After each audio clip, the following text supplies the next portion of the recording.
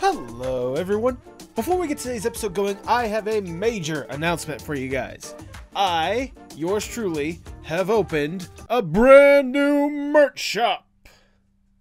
To be honest with you guys, I was personally not happy with spring, the experience, the quality of the clothing and stuff like that. After hearing so many good words from so many other people, I decided to bring everything from the spring shop over to Fourth Wall. Fourth Wall will now be the new home for the Postmodern Art Podcast shop. You can go there today and see a wide range of incredible shirts that we've had up there before, such as the logo, the Pride collection as done by Eldritch Grandpa and My Emerald Tears, the wonderful retro design as done by Roya Shahidi, the incredible tag design done by the incredible Aiden Art. And speaking of Aiden Art, thanks to him, we have two new designs that you can buy right now. The first being this cute little sock where you can see a little money bags on your ankle, little cute, little adorable. Just look at the little thing. I love him. It's wonderful. But also, more importantly, if you guys pay attention to me on Twitter, a few months back I did a little contest and I did a little meme that was basically reminiscent of that classic Sonic pose of the Alone on a Friday Night thing. Well, I decided to do my own version of that, which Aiden did. And now with this new shop, I decided, let's slap that on a shirt. It looks absolutely incredible. All the shirts are using comfort color shirts, which are absolutely soft and amazing. I can attest to that after buying former guest Farrell Starweaver's shirt. I could not get enough of his shirt. He was telling me so many wonderful things about Fourth Wall. So many other people were talking about Fourth Wall. So I knew I just had to go there in order to sell my merch. You can go to the link down in the description below to find the link for that merch shop, or you can type post-modern-art-podcast-shop.fourthwall.com. You might want to go to that link in the description below. It's so much easier. And just to celebrate the brand new opening of the shop, if you use code NEWSHOP in checkout, you'll get an additional 10% off your order today. This deal will only be limited throughout the month of June. Sincerely, guys, this merch really does mean a lot to me. The artists that made this stuff did an absolutely sensational job, especially the ones I listed before, and Tipsy J Hearts for providing, obviously, the OG Mr. Moneybags design. And it also means a lot to me to give back to both the community and to the artists as well, with half of the profits going back to the artists that made the merch in the first place, and then for all the ones in the Pride collection, all the profits that I make from that will go directly to charities such as Lambda Literary and the Trans Lifeline. So any love and support that you can show with this podcast, any merch that you guys buy to really help get the name out there more and to really help grow this community more, you'll know how much it would mean the world to me if you go to the merch shop today. Check the link in the description below, or go to post-modern-art-podcast-shop.fourthwall.com. Just go to the link in the description below. It'll be so much easier.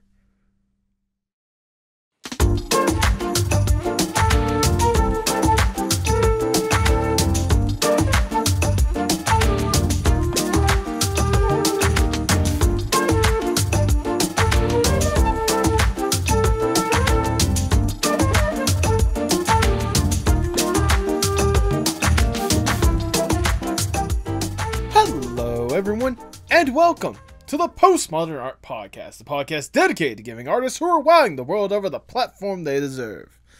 I am your host, Nathan Ragland, and look, at this point, as you can see, we have hit episode 130. So many incredible episodes, over 2.5 years at this point.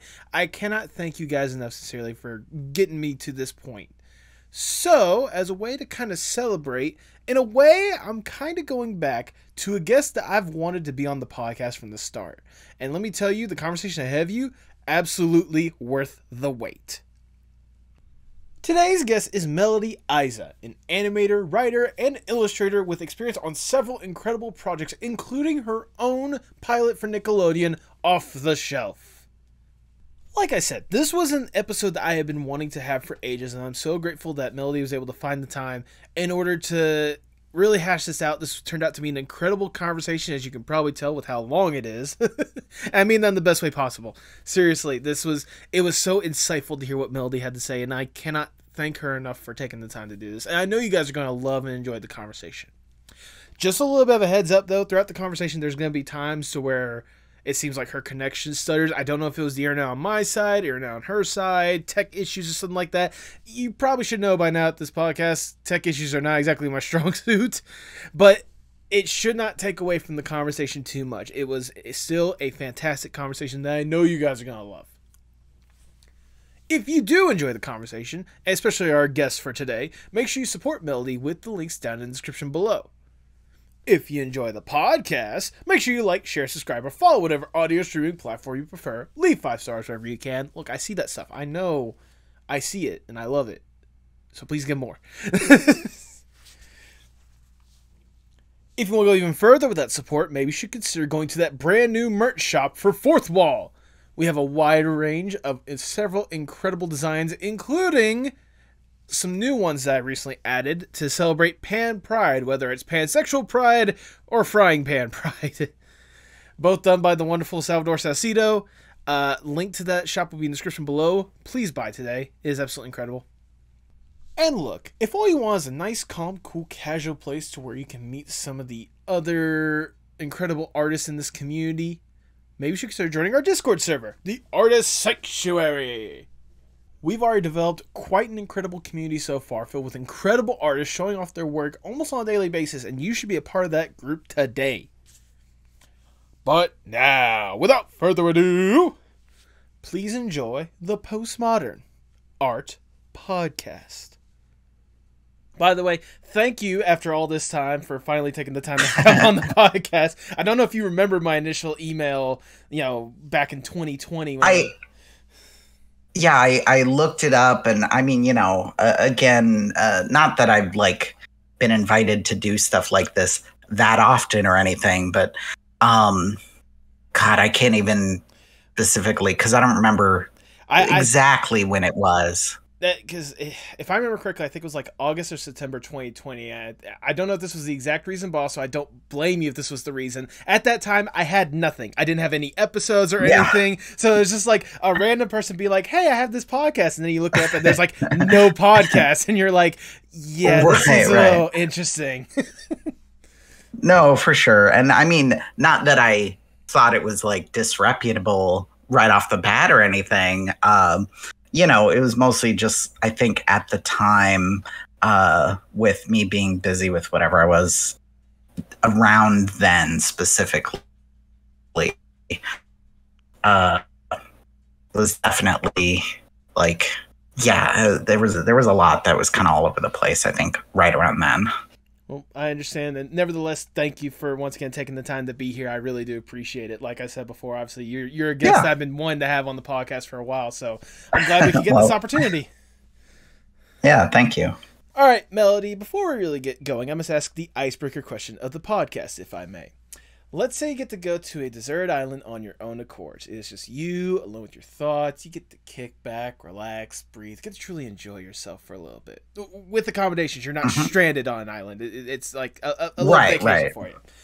To help with whatever vibe you want to try to go with on this island, you can bring one piece of media or one piece of art with you. Again, to help with whatever headspace you want when relaxing in your own little paradise. If given this opportunity, what would that one piece be? I would say probably the Muppet movie. Okay. Just because that's always been one of my favorite movies. It's always such a comfort to me. Jim Henson and the Muppets, that's always been such a big sort of inspiration and everything for myself. And let me see real quick, because I know there's one quote by Jim Henson that I absolutely love. Okay. And it's basically I try as best I can to live my life by this, essentially.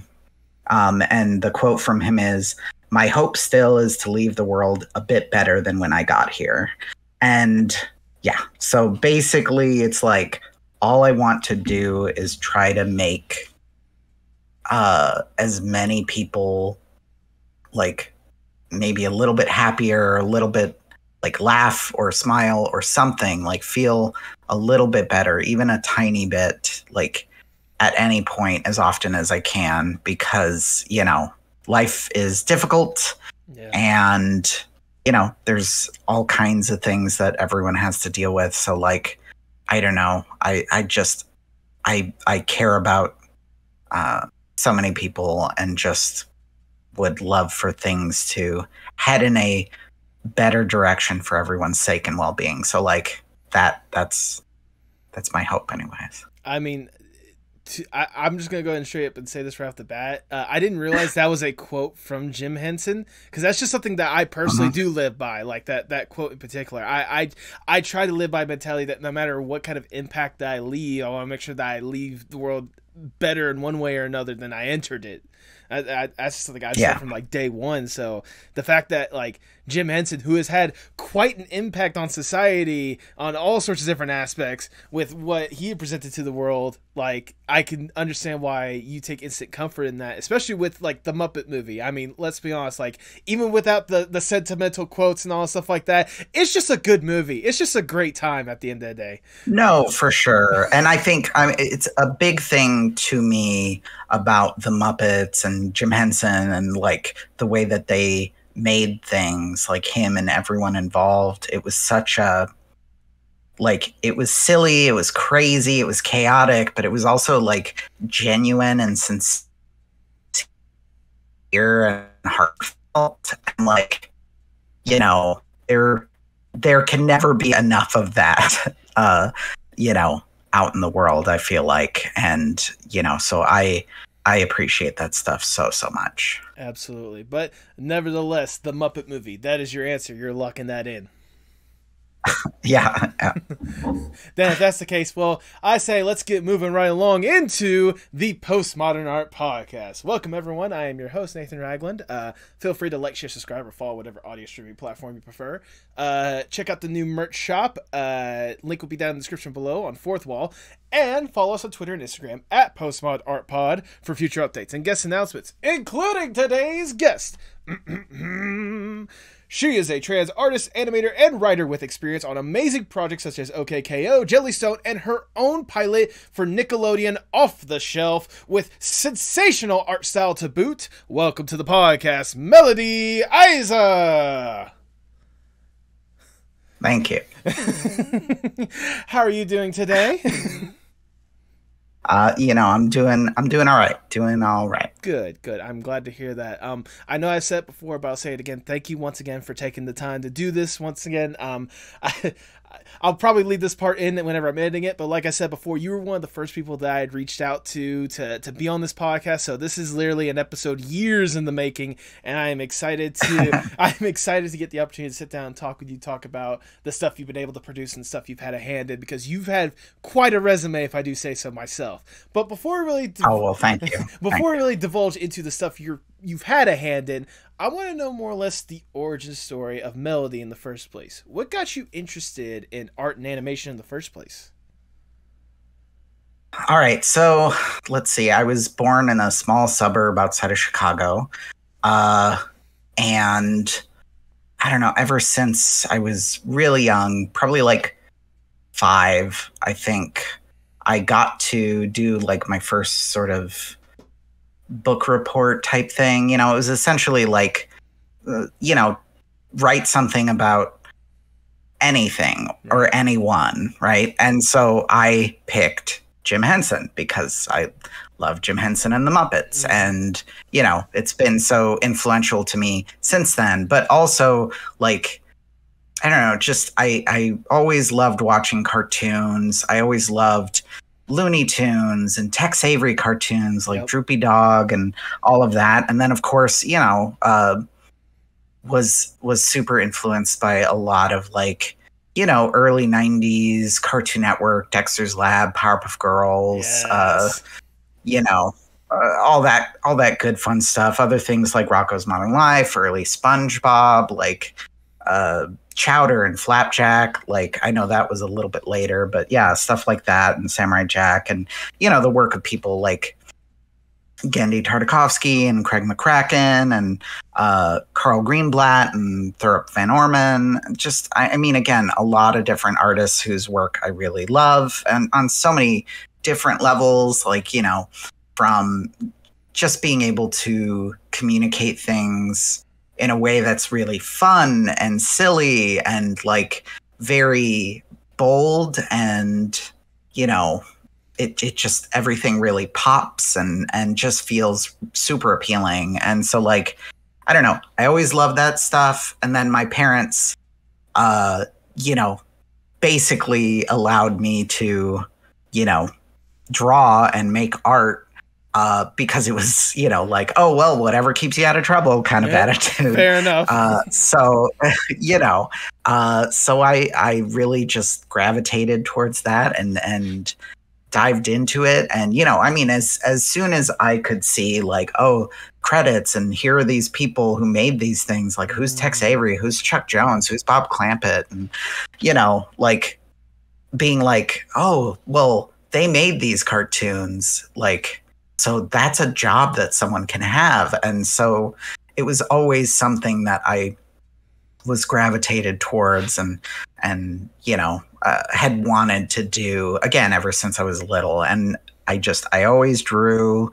And, you know, there's something about animation and cartoons that's so, like, the timing of things, you know, the timing of silly humor and jokes and stuff that just can hit you in such a way. You know, when everything comes together, like the visuals and the voices and the sound effects and music, like, you can do so much and communicate so much with that, and, you know, touch people in different ways, like make someone laugh, or make someone, like, cry, or make someone just, you know, feel different emotions. And that is pretty amazing to me. So I mean, so yeah, I can certainly agree with you with certainly the emotion that mediums, especially like that, can really touch, you know, so many different generations. So, I mean, you were talking about, like, at least 3 different generations of incredible, like, animation or just good shows in general, like being influenced by the Muppets, being influenced by those early 2000s stuff with, you know, Powerpuff Girls and stuff, you know, being influenced by the late 2000s with, you know, Chowder and Flapjack. Like, believe me when I say all that stuff that you talked about, that had quite an impact on me as well. That was the stuff I grew up on. That's the stuff I instantly gravitated towards and loved, like, with a burning passion more than anything else. That's why that's why I love talking to creators such as yourself that get an opportunity to that take inspiration from that and do incredible stuff with it. I do want to go back a little bit and talk about at least, like, the first thing that you kind of gravitated towards, or at least one of the first ones you emphasize all the way from the start of the podcast, Muppets. I know you have a very fondness for, like, the Muppets and the puppetry, stuff like that. What is it about that like just gravitated you and, like, really, like, opened your mind creatively?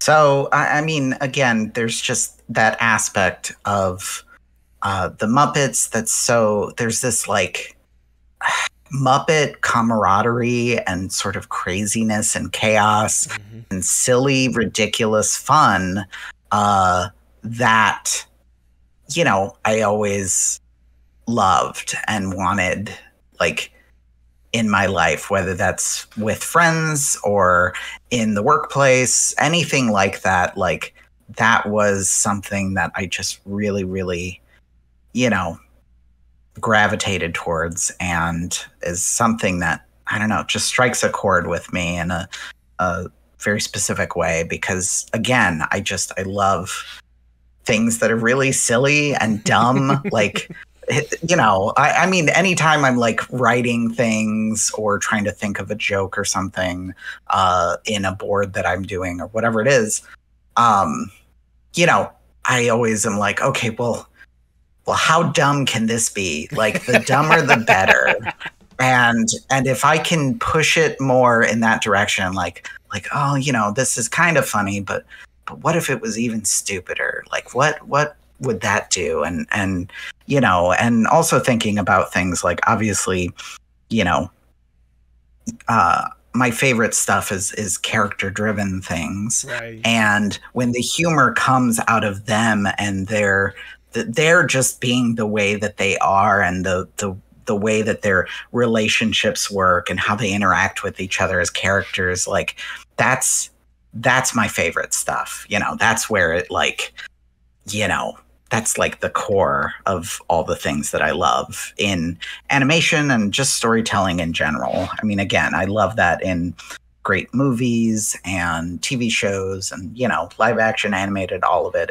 There's just, something about art and creativity and being able to communicate things in a lot of different ways. And I mean, that goes with anything, right? Like, when someone makes music, like a song that, just hits you a certain way. And it's like, in some ways it's kind of specific, and in other ways it's like very emotionally specific. Mm-hmm. And, or like with food and cooking and, like being able to like satisfy a person's hunger, but in a way that's very like interesting and has layers to it and different textures and I don't know, just all kinds of stuff. But it's like anything can be like inspiration, and anything can be something that connects with someone and communicates something. And like, I don't know, I love that about stuff and life and all of that. So I mean, I can certainly see a lot of those elements certainly come out, like, especially from the Muppets, like, come out, like, with the stuff you've worked on subsequently, and, like, especially, like, the characters. You want to talk about characters, just look across all of Jim Henson's properties, just as a whole. That is nothing but characters. Yeah, no, definitely. And, again, there's this heart and sincerity and a very genuine nature from them, and they're pulling from themselves as people, and it's like they care about each other, and they want what's best for each other, and they have struggles and they have moments where things are chaotic and not everything's going right, but like they try to pull it together. And I mean, very much with how like Kermit is in the Muppet Show, where it's just like everything can fall apart constantly, but he just kind of wants to keep everything together for like everyone's sake ultimately. Right. And I love all of that. Oh, absolutely. I mean, there's a reason why the Muppets have been one of probably the better, longer lasting properties like throughout history at this point. And like, especially like, taking all that and all the love you've had for like animation and such, when did it go from this like just general love and appreciation for art to a passion and then wanting to make it your career? So let's see. I mean, I definitely went through different like phases and stuff. Like I remember, throughout middle school and high school, I got really into anime and, American comic books and stuff like that. And then in high school, I ended up being able to take a film class where we the school I went to was a brand new high school at the time. So my first year there was its first year open. And so they had this really great like video production class with all this great new equipment. And so we could film our own shorts and things, like little short films, and just try to make whatever and have a blast doing it. And it was also pretty chaotic, and of course it's high school, so like not everyone's gonna take it as seriously as say I wanted to. Right. So there's everything that sort of comes with that. But again, I got to make these films and stuff, and I really, really loved it. And I still drew and made art, but I remember even at the time, like weirdly, because, when I was very young, I was like, I want to make cartoons. But in that awkward teenage phase, I remember when people would be like, oh, you should make cartoons. And I'd be like, no, I'm beyond that, you know, and like, oh, that's beneath me, or, you know, whatever, right? Like, I'm too oh, I cool want to for be cartoons. right, I want to be like George Lucas or Steven Spielberg. Like, I want to make films, and, you know, of course, the funny thing is so you know, my family moved down to Southern California for my senior year of high school. Okay. And because I was transferring to a school in a different state and everything, like, there was all this stuff with school credits and me having to, you know, make up a lot to be able to get everything to transfer correctly, for me to be able to graduate. And so it was like, most seniors at the school I went to were like, oh, you know, they had 3 or 4 classes, and that was kind of it. And they're like, you know, oh, they've been here this whole time and they're getting ready to go on their way out and whatever. And, you know, pretty chill. But I had like 8 classes and 2 correspondence courses on top of that just to be able to graduate. So it was very chaotic and a lot of work. I commend you nevertheless. Well, thanks. So when I went down there, I wanted to take a film class, but they only had 1 year of it, and I had already taken 2. So, you know, I couldn't take it. And on top of that, it was weird because, of course, at the time, like, I figured, oh, well, it's Southern California. Like, people are going to be making films. But no, everyone was just making skate videos, which is fine. But, you know, I was like, I want to make films. And, you know, so I had gotten into, like, I was, oh, well, since I can't take that, I need to take a class to fill this credit. And I had found out that they had an animation class. And so I was like, okay, well, drawing, film, it kind of comes together. Sure, I'll totally do that. And so I took it, and I think for the first semester, I like failed the class because the teacher was like trying to teach everyone how to draw from like the most dumb basic building block type of thing. But it was like, you know, like draw a page of circles roughly the same size and then write a page about it. And now draw a page of like squares and triangles and cylinders and then write a page about it. And, you know, now we're going to take those shapes and we're going to try to make slightly more complex, but still pretty simple things. You know, it's just very slow, and then all this stuff that I was like, oh, I already know how to draw. I don't like this. And then when we got to the second semester, we actually started animating. And that's when I was like, oh my God, I love this. Because you could sit down and do a bunch of drawings and shoot them on, I think it was called Lunchbox or something, but you'd shoot the animation and transfer it onto a VHS tape and, you know, have it timed out, like the frame rate and whatever, and see this thing that I drew moving and have weight and, you know, characters talking and all this stuff. It was just, it was very, you know, addictive and fun to be like, oh my God, like I was able to make this. And like, you know, whereas with live action, you know, oh, I have to rely on so many other people. Right. Whereas with animating, like, oh, I can have more control over doing whatever I want.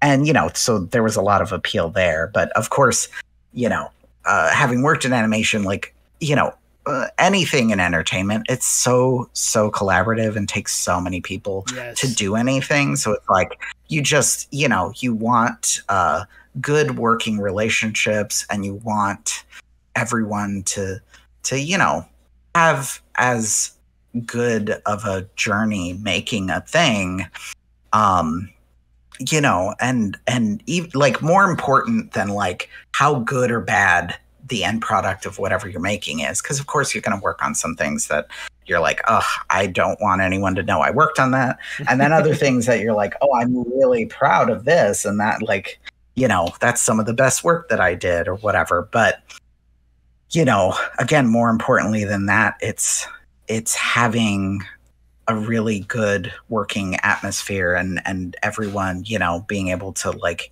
have a good time and not be like stressed to hell and whatever, and all of that. So like, I don't know, that in my experiences with it, that's definitely more what I'm focused on is for people being able to have like a reasonable workload and a reasonable schedule, and being able to do things in a manner that doesn't completely eat into and away from someone's life, because everybody has their own life, and it's so easy for so many people to sort of get lost in the grind of everything, and be get ground down over time, because you're pouring so much time and effort into all this stuff, right? And it's easy to just have time pass by and look up and be like, oh God, like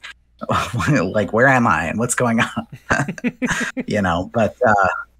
But yeah, like so anyways, so I took that animation class, and then someone came like to talk about a school, which was the Art Institute in LA. Okay. And, so I was like, oh, okay, like, well, I'll go check it out or whatever. Right. And I remember too, at the time, like I had some friends my senior year who were like mentioned CalArts, but everything at the time just made it sound like terrifying to me. Right. Because it's like, oh, like 3,000 people apply, but only 30 get in, or whatever it was. I don't even remember exactly, but it was something that sounded scary to me, because I was, at the time I'm like, well, if I apply to a place and I don't get in, that's it. Right. Like I'm done. And I mean, as an adult, you realize, oh no, that's not actually how stuff is. Like you can work on yourself and like improve and try again, and like take that time. But like again, I was young and I didn't know any better. So anyways, we visited the Art Institute, and it was basically like, okay, I took the tour, and sure, why not? I'll do this. Yeah, okay. And I mean, I got some good out of it. Like I made some friendships and stuff that I definitely cherish and all of that. But like overall, it wasn't like a great experience. It's analogous to like the McDonald's of art school. Like it's not, it's about like churning out people to be able to do like whatever jobs. Their main purpose was to get people from point A to point B as soon as they can. Right. And, and again, a lot of different weird things with that. Like, obviously I was like, well, I know I want to get into like, I loved TV cartoons more than anything. I wasn't as interested in feature, but I was like, I love TV cartoons because they can be so silly and simple, and that's what I knew I wanted to do.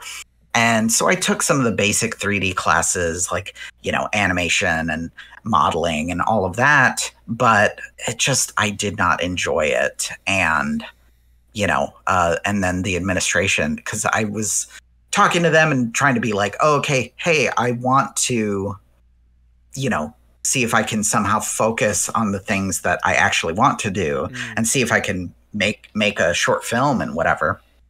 And they were like, well, no, like you have to take these classes and whatever, but think of it this way, like the 3D stuff, that's another thing on your resume, that's another thing you can do and another job you can get. And I'm like, yeah, but if I take, like, why would I take a ballet class if I don't want to do ballet? Right. Like, why am I spending my time and effort and money on something if that's not something that I want for myself, especially if I want anything to do with that? So anyways, at that point, I ended up quitting school. And so, I was saying, like, I ended up visiting CalArts after that, and I was like, oh, damn, this is where I should have gone. But like, again, mainly because I was like so interested in wanting to make my own short films and having that resource. And, I mean, I got to do a couple of things with some friends and stuff. Like me and two of my friends, like we made a short animation. This is so long ago, but we made one for like this online contest or whatever, where it was like, you know, oh, like you have like, I don't know, 2 weeks to make a short film, and then, you know, we'll give you the 3 prompts or whatever it is, right, and then go make it, and then, you know, turn it in by here and whatever. And so we did make something in that amount of time, and we worked our asses off. But like, it's also like, oh my God, I can't believe this thing we made. It's so weird and ridiculous. You know, but that's the thing, getting to have that experience and whatever. But yeah, so that's kind of, you know, me going up and getting more into it. And, you know, and then for a good long while, like after quitting school, it was a struggle, because by the time I quit school, it was, you know, I think middle of 2006. And then of course, 2008, you have the recession. Right. Briefly, I had gotten a job like in the middle of nowhere on the East Coast side of Canada, in a region called New Brunswick, in a small town called Miramichi. This weird little French Canadian hick town. Like I can't describe a French Canadian hick accent. It was bizarre. That's all I can say, is it was bizarre. And that whole experience, the town that I lived in, like, had a population of less than 1,800 people, like the whole town. And at the time, the animation studio that I worked at, like, it was one of the biggest places of employing people, because the biggest place before then was like a paper mill that had like shut down or something. But anyway, so that was a really bizarre experience. I mean, it was good in some ways, and, you know, getting out and trying something and getting a little more experience and whatever. And I worked on some weird cartoons back then. Like, they had this web cartoon for I Can't Believe It's Not Butter, with like these characters Sprachel and Spritzy, and it was yeah, it's so bizarre. Like, oh my God. And yeah, just different stuff like that. I think there was also things like Super Strikers, which was a comic done in like South Africa or something. And we were working on a cartoon for that. And then there was like, I think another thing called Chaotix or something, and then another thing called Super Normal. And then there was like one person who was like a really good animator, and they were working on some cartoon called Skunk Fu. And I was like, oh, that looks fun. But of course, I don't get the opportunity to work on the thing that looks fun. Right. But yeah, so, you know, and then I don't know, it was, I ended up, you know, of course, moving back to the States when that didn't work out. And I only worked there for like, you know, like 4 or 5 months. It was over the summer, basically. Okay. And, you know, then moved back to the States and, you know, tried to get work and, you know, struggle for a couple of years trying to get whatever. And of course, my attitude was very like, well, if it takes me a year, if it takes me 5 years, if it takes me 10 years, like, then that's that amount of time that I can work at getting better at what I want to be able to do. Right. And, you know, just being very like sort of hard-headed about the whole thing. And, you know, like that was just, it's what I want to do. And like, you know, if someone gets to make cartoons, then why not me, basically? You know, like, if someone can be like, you know, Brad Bird or Genndy Tartakovsky, like, why not me? Yeah. Was my thought anyways. And then also when I was going to the Art Institute, this is in 2005, I was like, oh, I want to intern somewhere. And so I was like, well, I want to intern at Cartoon Network because I love Cartoon Network. Right. And so I like looked up the number and I called them and was like, hi, who do I need to speak with to, you know, see about setting up an interview for the internship? program. And they were like, oh, okay, we'll put you through. And so, they were like, okay, well, you'll have an interview here. And so I was like, awesome, great. And I remember I was talking to my friend Daniel, and he was saying like, oh man, that sounds so cool. Like, I wish I could do that. And then I was like, you can. And he was like, oh my God, you're right. So he called them and also got an interview. And then we both ended up interning there at the same time, which was really cool. But, but on the flip side of it, like at the time when he got his internship, they put him like, and they didn't really pay attention to like our art. Like I brought a portfolio, but the interviewer was like, oh, that's great. I don't need to see it. And I'm just like, why not? I'm confused. And so anyways, they didn't pay any attention to that really. So my friend, Daniel, they put him on Camp Laszlo. Okay. And then they put me on the very first iteration of Ben 10. Okay. And, I was like, well, I'm happy to be here. I wish I was on a cartoony cartoon. And of course, and I was so excited to be there anyways that like I'm going around and I'm like checking stuff out and talking to people, like, as long as no one was too busy or whatever, like if they had a moment and they wanted to share whatever, and so I'd meet a bunch of different artists and, they'd share all kinds of stuff and I'd make copies of like designs and boards and I don't know, whatever I could find, because you can't find that stuff anywhere. Like they don't have all these art books from shows, in the 90s and the early aughts that like, you don't have that anywhere. And I was like, oh, I need to, get my hands on these things because it's so, I don't know, it's so inspirational and fun. And like, I loved it. But yeah, everyone there was so cool and sweet and whatever. And, there was a production coordinator on Ben 10 that for whatever reason, they like had an issue with me going around and talking to people and whatever. And there was like one day where like I called in, like wasn't able to do my internship that day or whatever. And then my friend Daniel was like, oh, hey, Friday, like, this one guy's going to pitch his, pilot board and like, you should come check it out. And I was like, oh, that sounds great. I'll totally go. And so I went and checked it out. It was awesome. But, basically they were like, oh, well, after that, they had like one of the ladies in HR pull me aside and they were like, hey, so, between them having issues with like, trying to find me or trying to get me to just like, they just wanted me to like make copies and run, get coffee and like that kind of stuff. And like, that's all they wanted me to do. Right. And so they were not happy about it for whatever reason. And so then they fired me from my internship. And this was an unpaid internship, which is so ridiculous. So it's like, okay, I'm not getting paid and I'm doing this work and it's not like I wasn't doing it at all or anything, but I guess it wasn't like enough for them.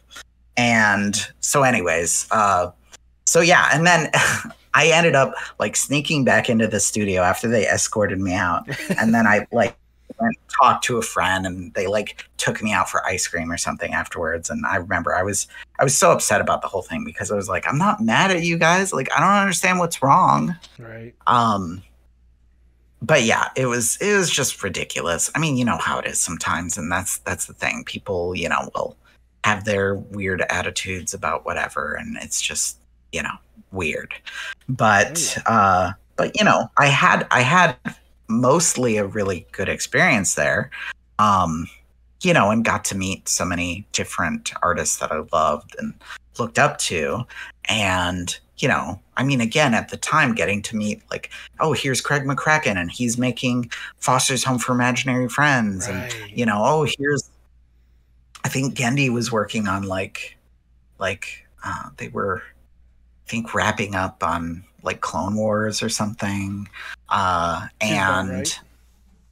God, what else? Oh, and I met Thurup when he was doing the pilot for Flapjack. Oh, right. And And then I had met Carl around that time too, and he was, working on early Chowder stuff. And again, it was so cool to see all this stuff that everyone was doing and just getting so inspired and everything. And yeah, it was overall a really good experience, aside from, getting fired. Right. Yeah. And I think they even said, they were like, you're the first like intern we've had to like, fire or whatever. And I'm like, well, do I get like a plaque for that or something? But like, this sounds like a badge of honor, maybe? I don't know. Like, yeah. I'm surprised you haven't put that on your resume in the first place. Just the first intern to be fired from a Cartoon Network internship. Right. Yeah. I didn't realize that that's what I should have put at the top of my, resume. But yeah, like totally, so, and then of course, after, working in the middle of nowhere in Canada and then coming back to LA and sort of bouncing around back and forth, going up to Washington State and then going back down to LA and going, I did caricature at Universal for a period of time. Okay. I worked up in the Bay Area. I worked at a place called Playdom, who had been bought by Disney Interactive, and we were making like, games for like social media. So it was like stuff on like Facebook and whatever. These really weird games, but like, hey, it was a job, and I had it for a couple years, and I was getting experience and a paycheck, and I wasn't at all mad about that. And then, came back down to LA, and, it was a struggle for a good while, but then I finally was able to get some work, and, and I mean, again, lots of ups and downs with everything. I know my first board job was a struggle. It was on Breadwinners over at Nickelodeon. Right. And, there were a lot of things that I was like hyped about because I'm like, oh, it's fun and cartoony and whatever. But like the way that they wanted to go about making this cartoon felt like the opposite of the way that made sense to my brain. Like because they would write the script and then they would record the voices and they would put together a soundtrack of the voices and some temp sound effects, music if they had it, and at least a click track for a beat if they didn't have music. And then it's like, okay, you board to this, and and then boarding was like practically animating. You're doing it in Flash, and you're drawing the characters and you're drawing the backgrounds and all this stuff, and they wanted it, quote unquote, on style, which was like a more frustrating way than like on model per se. Cause it was like, well, they don't have locked in model stuff yet, but they want it to be stylistically whatever. And so there, you never knew exactly what, like, okay, well, does this character have this kind of mouth shape, or like, how does their mouth work? I don't know, because I only have the one drawing of them with their mouth closed, and it's like a big beak or whatever, and you're like, I don't know. And there were just a lot of weird sort of rules and thoughts and things for like how they wanted things to be and whatever. And again, it was a good experience to get and work on things. But yeah, like it was but it was also a struggle, yeah. And like only this year, I'll say, I was diagnosed with ADHD and like have been able to get medication for it. Okay. And like now I can more consistently feel like functional and productive and whatever, instead of the major struggle that it has been for me. So like, again, all these things that I'm like, well, I didn't know at the time, but of course there's that the struggle and miscommunication that can happen with any of that stuff. Right. And of course there are people who are like, oh, well, you're just being lazy. And I'm like, well, no, I'm not. Like, but I didn't know that at the time. So I just assume, okay, well, I guess I am. But yeah, anyways. So yeah, that was, some of those earlier experiences and whatever of me getting into animation. So it took like quite a while, like probably, I'm going to say between the time that I quit school and the time that I actually got like my first decent consistent job was about 5 years. Right. Yeah, I was going to say, and again, struggling and moving around. And like I said, I did caricature,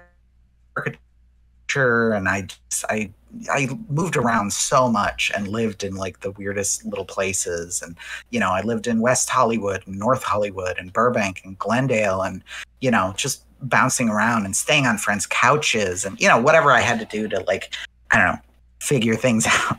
So it's definitely been like a crazy sort of adventure, I guess. But, that's the thing about adventures, right? It's not always pleasant. Yeah, and even then, like, especially for an industry like this or whatnot, it's, the adventure is never going to be a straightforward path. It's always going to have little dips and valleys and highs and lows, and all sorts of interesting opportunities that come along the way. Like, doing an animated short for I Can't Believe It's Not Butter, which now I need to see if I can deep dive the internet to find that, because it just sounds ridiculous.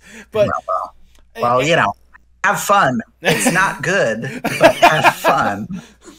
Look, I didn't say I was hoping for something good. I was just hoping to see something interesting. Sounds interesting. Yeah.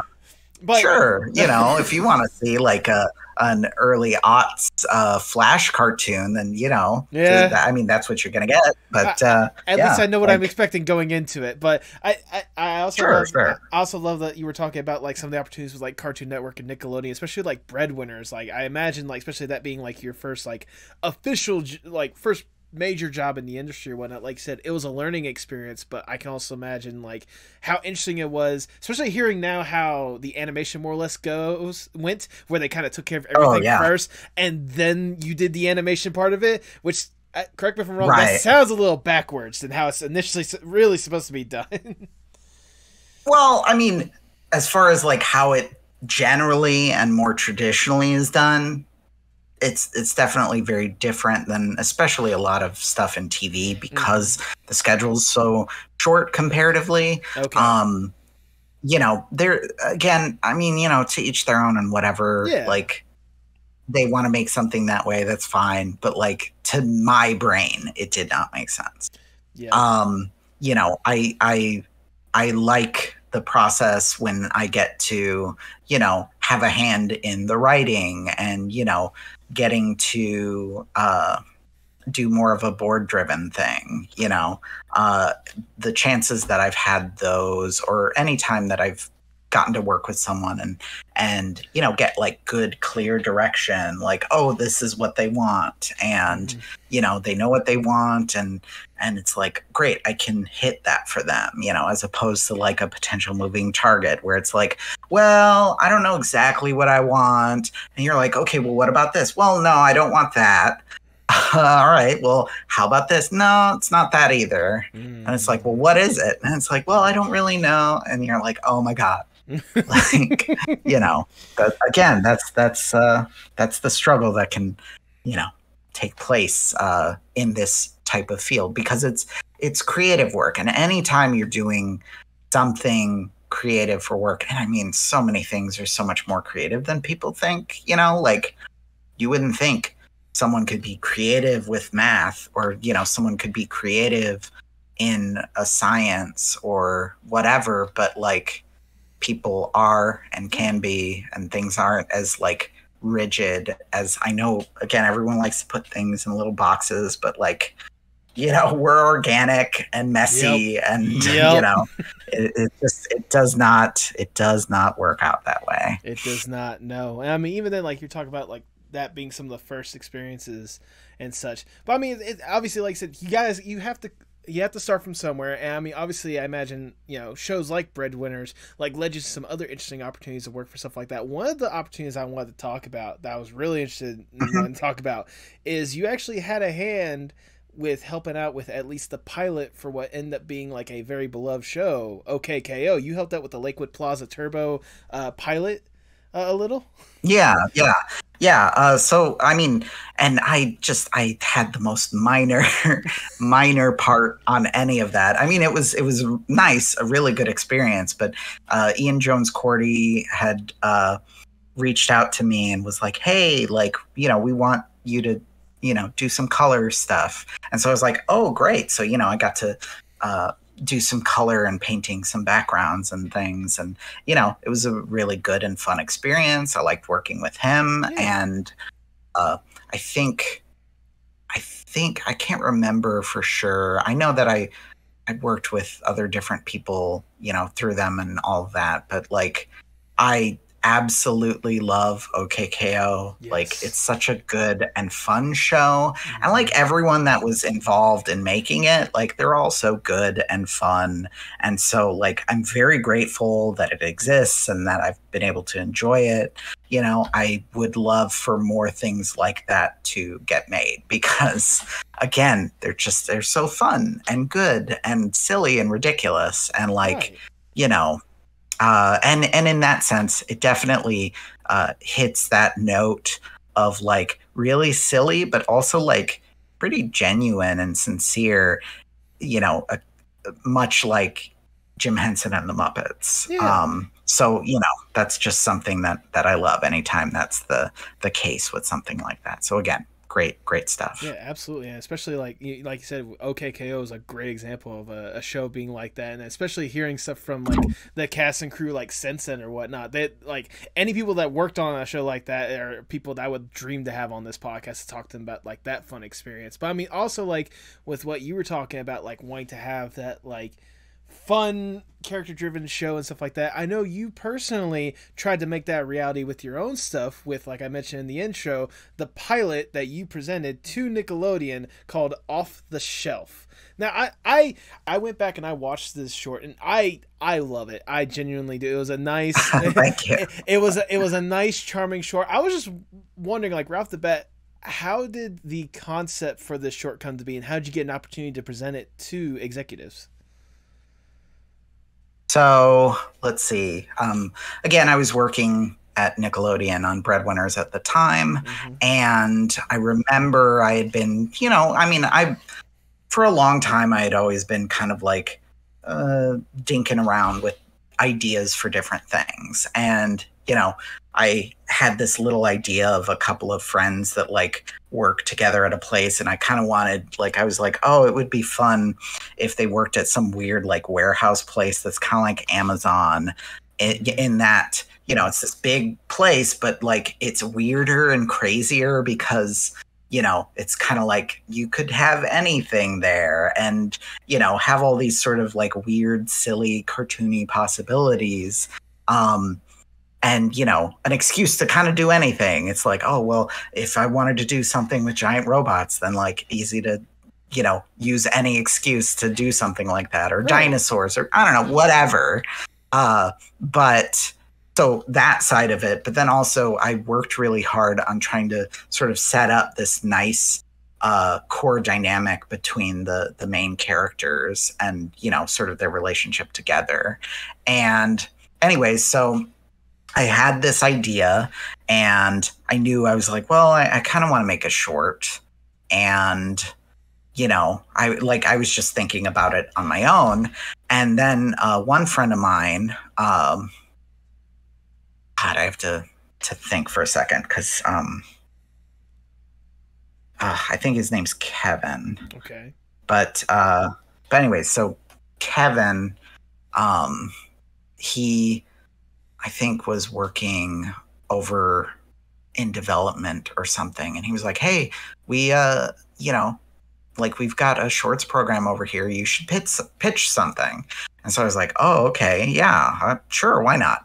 And, you know, my attitude at the time was very like, sure, I'll pitch something. If they don't pick it up, no big deal. I'm going to do it anyways on my own.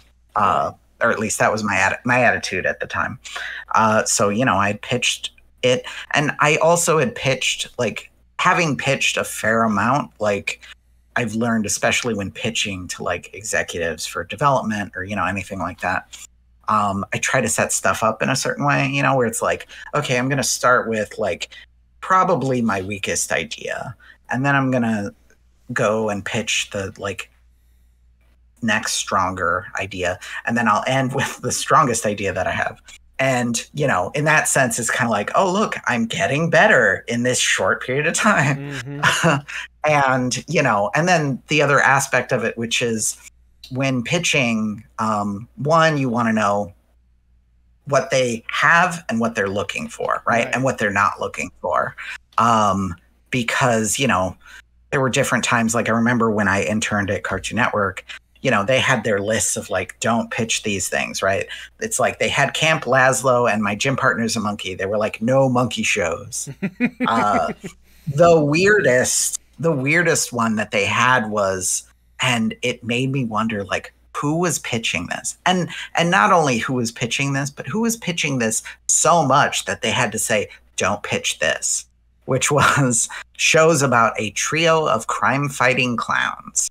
Which, again, I like, what? That is so oddly specific, but now I would want to see that. I want to see what that would actually be.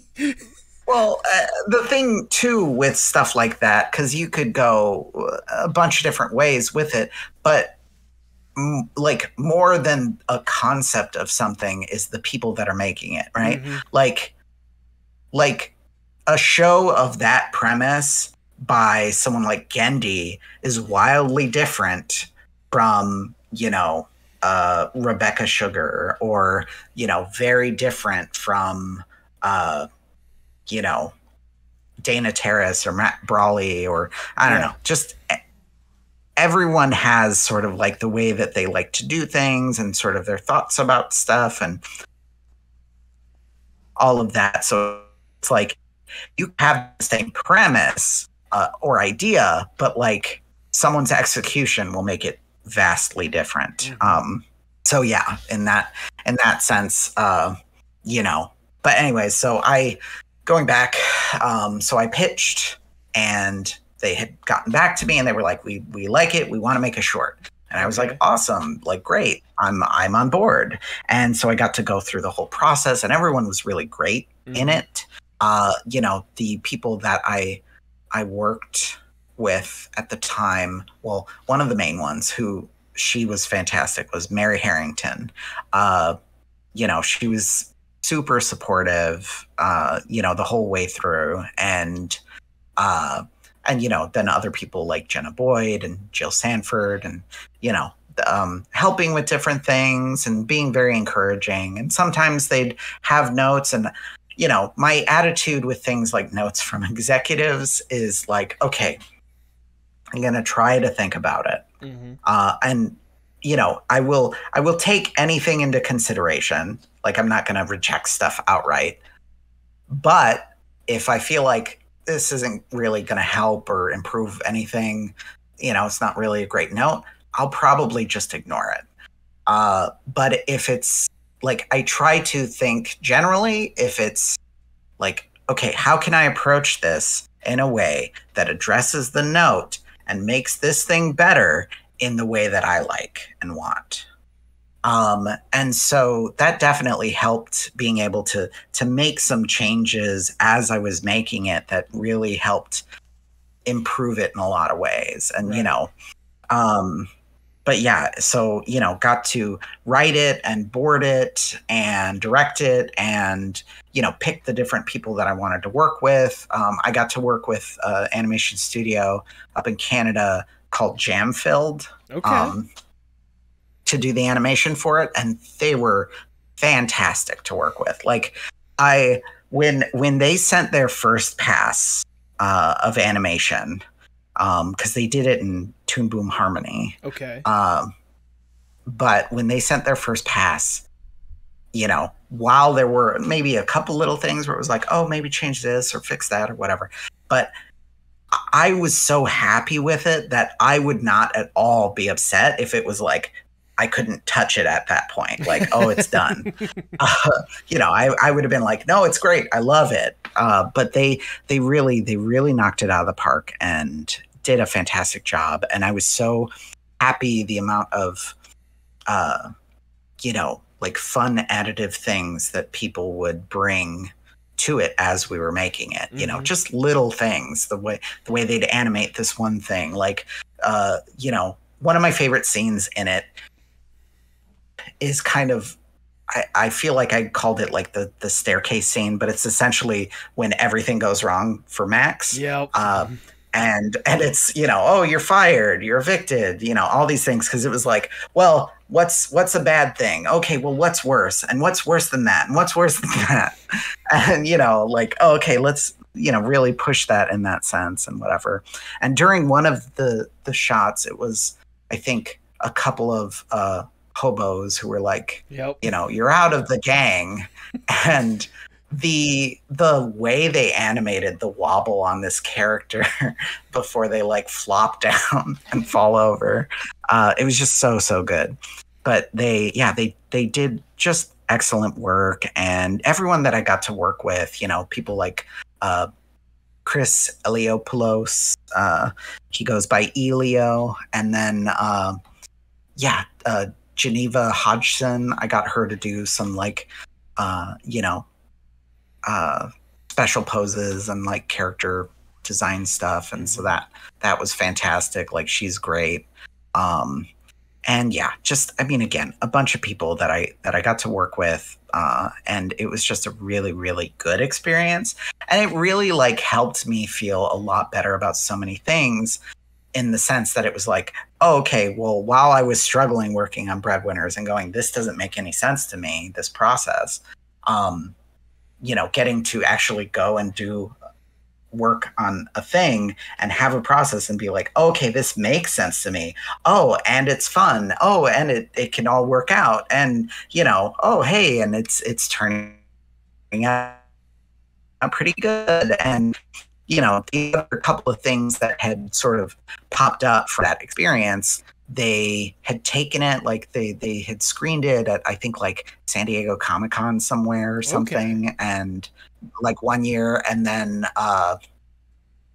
another thing that had happened was they were doing a screening on the Paramount lot for, this was the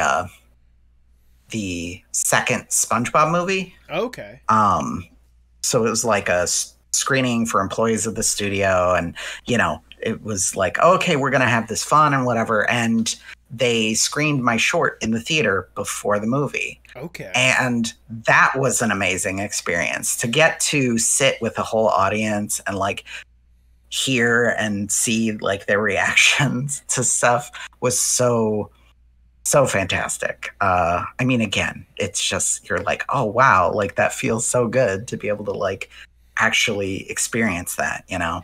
And it's like, how often does that happen, right? Like, you know, certainly hasn't happened in my life. Well, when you're doing work in TV more so than in animated features, right? Because with a feature, like, yeah, you can go see something you worked on in a theater with an audience and you'll get that experience. But like, that doesn't happen, you know, hardly ever with like, you know, TV animation. Right. So again, it was a really, really good and really fun experience. And I was very grateful for that. And then of course, after I made the short, they wanted to go into development. And so we went into development, we worked out a deal, and I was, you know, building out the show, and I was writing and then boarded an 11-minute pilot episode. Okay. Because again, the short itself is only 3 minutes. Right. Like, it's so short, but it's like, okay, how can I do this in a way that gets everything across and, you know, like feels good, but also has like room to breathe for things? Because so many shorts like that, you know, you watch it and there's different stuff you can like about it, but often it's like, oh my God, it's just these characters yelling this whole time and it's always at 11 because it's so quick. And, you know, again, not the people making it's fault, because it's such a short period of time, but it's hard to do. It's hard to make something that feels like it has those moments to breathe and still be funny and fun and, you know, clear. Mm-hmm. And so, yeah, anyways, so getting to make that, and, you know, and I got to do my voice record for it, because I was the voice of Max and, you know, a couple other things in it. And so I got to do my voice record with Kate Micucci, who was Ashley. And then I had wanted Kumail Nanjiani for the character Naveen at the time. Okay. And we weren't able to get him because he was busy working on Silicon Valley. Okay. And so it was like, okay, well, you know, then we're auditioning people. And the guy who ended up doing it, Parvesh Cheena. Oh, yeah. When he did his audition, I was like, oh my God, this is better than what I had in mind. Like, it's so good. And again, his delivery on things, his take, his attitude, you know, with it was so good. And I couldn't be happier about it. And he was fantastic too. But yeah, getting to work with them and do the voice records and, you know, all that stuff, it was just a really, really good, really fun experience. And it definitely made me feel the you know, like, just how much I love these things and why I love getting to do that stuff any chance I get. Yeah. You know, because again, it's like that, going through that journey and that experience with all these other people can be so good. And, you know, that's what I like and would want. Like, if I ever got the opportunity to have a show, I would want to do anything I could to make sure that it's a good working schedule. Mm-hmm. People have a good work-life balance, right? That they're not having too much asked of them. You know, people have lives, and, you know, we can have fun doing it and have it be as minimal stress as possible. You know, like, there are definitely a lot of different showrunners who can be like very, you know, micromanagey, or you know, have these high expectations for things and a high bar set and all that stuff. And that's fine in and of itself, but really I'm more concerned with like having a really good experience with everyone on it, and for it to be this good, safe place for people to add to it and have fun doing that. You know, like not like, I'm not going to have every great idea. Like, not everything is mine in it at the end of the day. Mm-hmm. Like, I view it as like, I built a toy and a sandbox, and I want to get a bunch of awesome people to play with these toys in the sandbox and see what they come up with and see where they take things. And, you know, like, it's so enriching and additive, and, you know, that's what I love so much about it. You know, these possibilities where it's like, oh, this person, like, you know, I mean, anyone can come up with different ideas that it's like, oh my God, that's hilarious, or oh, that's such a crazy take on something, or oh yeah, that would be perfect, you know, for this. And it's like, why would you want to cut you know, yourself off from being able to have input from people that make something even better? Right. So yeah, anyways, so I got to, you know, I made the pilot board, and, you know, there were change ups with executives pretty often at any of the studios. So like, ultimately, you know, they passed on it, and, you know, that's fine. It happened.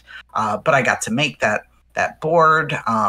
You know, maybe someday I'll try to, like, I don't know, make an animatic out of it or something, just to have that or whatever. But yeah, I had a really good experience, and yeah.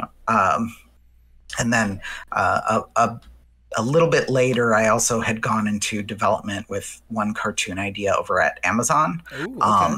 Because this one guy, Mitchell Foster, I think. Okay. He was in development over at Nickelodeon for a while, and I hadn't met him, but he was like aware of me and whatever. And he had gone over to Amazon and was like, "Hey, like, I love your stuff. Like, you know, let's meet up sometime. We would love for you to pitch to Amazon." And so I pitched a couple of things, and they really loved this one idea. So, like, you know, I pitched it and they wanted to go into development. And so I, you know, worked out a deal, and I got to develop this whole like show Bible. So I did so much writing and drawing for all this stuff for this thing, and had a really good experience. But what ended up happening was and it wasn't that they passed on the idea. It's like Amazon was shutting down their original animation division, like the whole thing, aside from I think adult animation. Okay. And I remember they were like, "Well, would you want to make it an adult thing?" And I was like, "I'm not interested in that. Like, you know, I don't want to force it. If the idea wasn't meant to be that, then it just wasn't. Like, I'm not gonna try to fit a square peg in a round hole. Like, it just, you know." But yeah, so I mean, again, it was a good experience, and it didn't work out, and that's fine. But you know, just more stuff, like getting to develop things and all of that was just a really, really good experience. And I still have those materials. Like, I still have all this art and these characters and these ideas. Like, I'd write so many different episode ideas and all kinds of stuff that I'm like, oh, that would be so much fun, and oh, that could be so ridiculous, and you know, all the different things that you could do and places you could take a thing. Right. So I don't know. I also often get very exhausted by different stuff. Like, it takes a lot out of you to pitch, especially when you're not, like, you know, a very naturally extroverted person.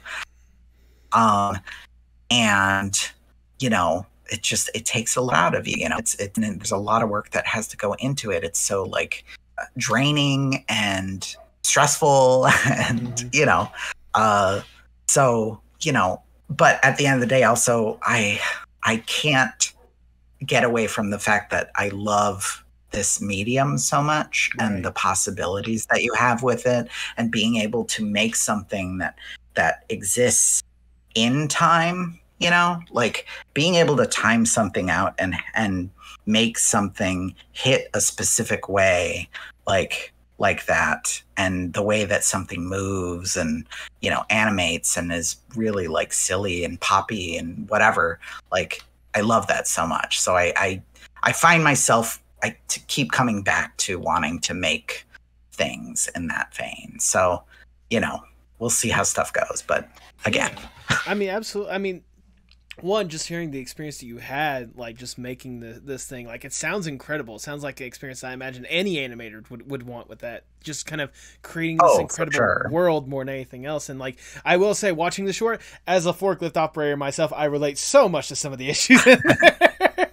But, nice. But I one of the things I did want to at least ask is, you know, I saw recently you made a drawing saying that, you know, if you could go forward with Off the Shelf, one of the things you mentioned is wanting to make Max trans, because, you know, you voiced Max initially, and I imagine that's something you would want to keep with that. So I just want to ask, just in general, if you had an opportunity, like, let's say, you know, Nick or some other place was straight up like, hey, you know, we revisited this pilot you pitched years ago, you know, we actually want to go forth and make this a reality. Like, if you had the opportunity to, like, would you go forth and, like, really make that a true thing that people could hop on board of and love? Oh, no, definitely. Absolutely. Like, it's not even a question. Like, that's what it is and would be if that ever came up, you know? And I mean, again, for me, it's like they are me, I am them. Right. And, like, you know, so it's like, well, if I do anything more with it, yeah, they're trans and I am too. And, like, you know, and that's the thing is, like, and even with aspects of it, like with her design and me redrawing her, it's not wildly different. Right. It's these very minor things that just, add just a slight touch to it that feels nice. And, it's like, I mean, and that's an aspect though, where being trans, it's like, oh, I'm still me. Yeah. Like, I'm still a gremlin to the people that I care about. Like, I'm still, sarcastic and ridiculous, but like, like that aspect of me hasn't changed. Like, I just get to be more authentically me and feel more comfortable as myself and work on those aspects of myself. And that's something that I'm super grateful for. And like, again, fiercely, like, things have been so bad and hostile towards especially trans people and trans kids. And like, I want nothing more than for like the well-being and safety for like all these people, especially in this country, but like all over the world, just because, again, we're just people and we just are living our lives and want to be able to live them, and it not be this big struggle or to, be harmed or anything like that. Absolutely. And, so it's like, again, that's why it's like so important to me. And, it's also like, it's so important to have as much diverse representation in media because these things do connect to people. And there are so many different kinds of people. And it's like, how can you not love that aspect of people, like being so wildly different and having so many different experiences and breaking your preconceived notions about so many things. It's like, sure, that can be scary for people, like having their beliefs challenged or whatever, but you're so much better for it when you open yourself up to it. Right. Absolutely. I imagine if the opportunity was to arise, like if you could continue with Off the Shelf with even that subtle but like significant change, I mean, even then, like just an opportunity to work on a show like that and like present that representation out there, I can only imagine how important and how vital it would be for you to tell that story just at all.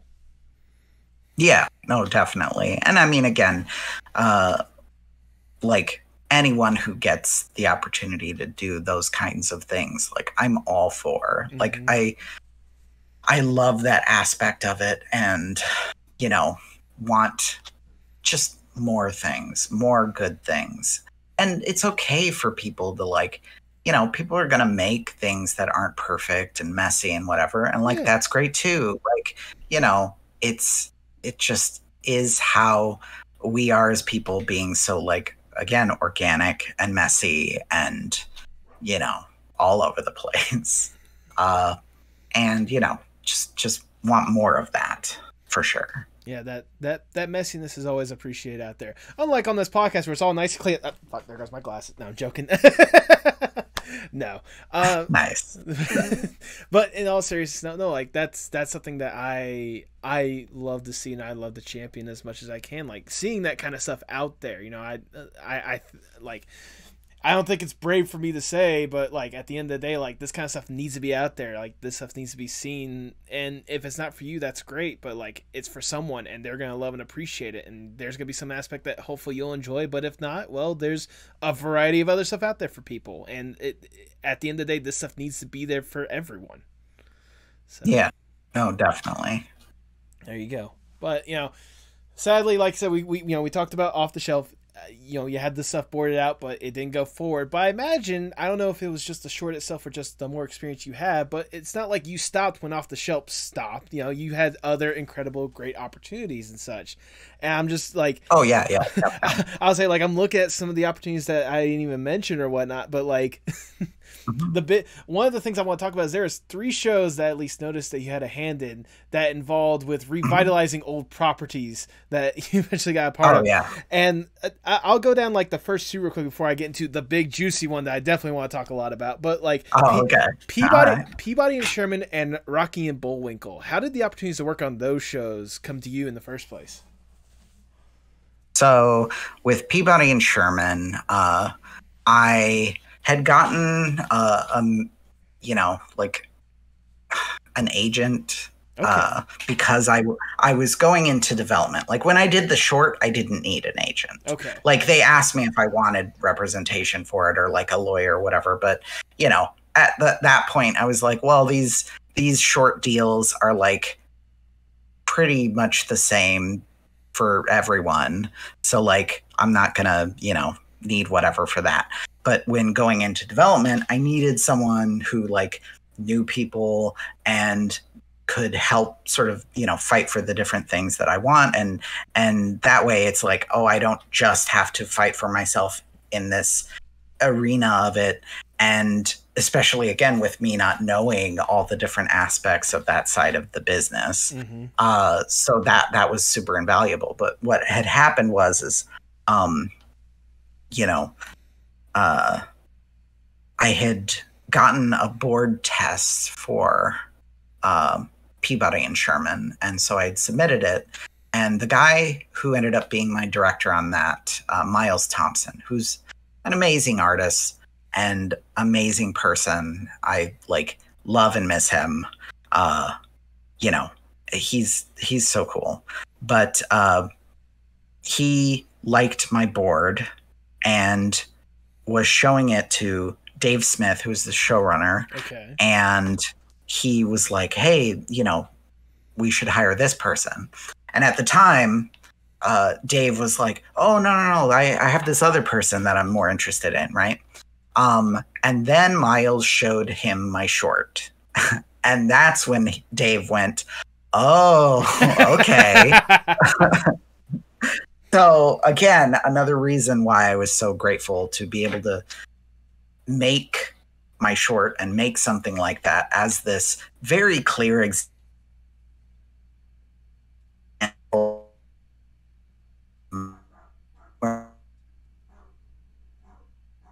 But anyway, and it was board driven. They had writers and stuff, but we'd work through and get an outline and then figure out boarding it and whatever. And the nature of the episodes, it was like one episode, me and my board partner, like I would be doing the time travel episode and my board partner would be doing the show story, which is like the part of the episode that takes place like in Peabody and Sherman's penthouse apartment, which is more like like a talk show type thing. Right. And then the time travel was more like the traditional show, and they had set it up the specific way or whatever. But it was definitely one of the best working experiences that I had, getting to work with all these people like Miles and Dave and Mike Bell and Greg Miller and Mike Stern and Howie Perry, like all these people. A lot of them had worked on so many cartoons that I loved. Like a lot of them had come up with like Gendy Tartakovsky and Craig McCracken and like all of them working on things like Dexter's Lab and Powerpuff Girls and, making shows like, Whatever Happened to Robot Jones and, I don't know, just all this stuff that I was always like, oh, this stuff's so fun and funny. And so getting to work with those people was such a treat and a great experience. And, and then getting to board on something that was it had the best schedule that I've ever had. Doing boards, which was essentially like you had I think it was like you had like 3 weeks to do your very first rough pass of the board. And then you do a pitch, and in that pitch, it's just the showrunner, the head writer, my director, and my board partner in the pitch. And you pitch through, and you get notes and whatever, and you go from there, and then you get another 2 weeks and you're addressing notes and starting to clean things up a bit more and changing whatever. And then you do another pitch with them and, maybe get some more notes and get a better handle on, the direction that things need to go and all of that. Mm-hmm. And then you get another week and you're doing any more changes or, more cleaning up. And that next pitch is like your final pitch, right? And so you do that pitch, and that pitch everyone on the crew can go to see. And it would always be so much fun to have a really good like energy in the room kind of pitch and have people laughing at jokes and, enjoying the whole thing. Mm-hmm. And then after you do that, you'd get like the other executives at the studio would, also be in on those meetings and give their notes and whatever. And so at that point, between me and my board partner, like we would go, okay, well, who is closer to done and who needs more time, right? Okay. And whoever was closer to done, their board would need to be done within the next week. Mm-hmm. And the person who needed more time would get 2 weeks. And the difference would be is if, say, I was done sooner, right? And I was done in that 1 week. For that second week of those 2 weeks, I could decompress. So having a little bit of downtime meant so much. Sounds like a dream. Between boards. And I mean, that doesn't happen. Like nobody does that anymore. And apparently they used to all the time. Like the schedules were more like that in like the 90s and the early aughts. But like, okay. The schedule shrunk and budget shrunk and, it's like why? This is terrible. Like you need time for these things.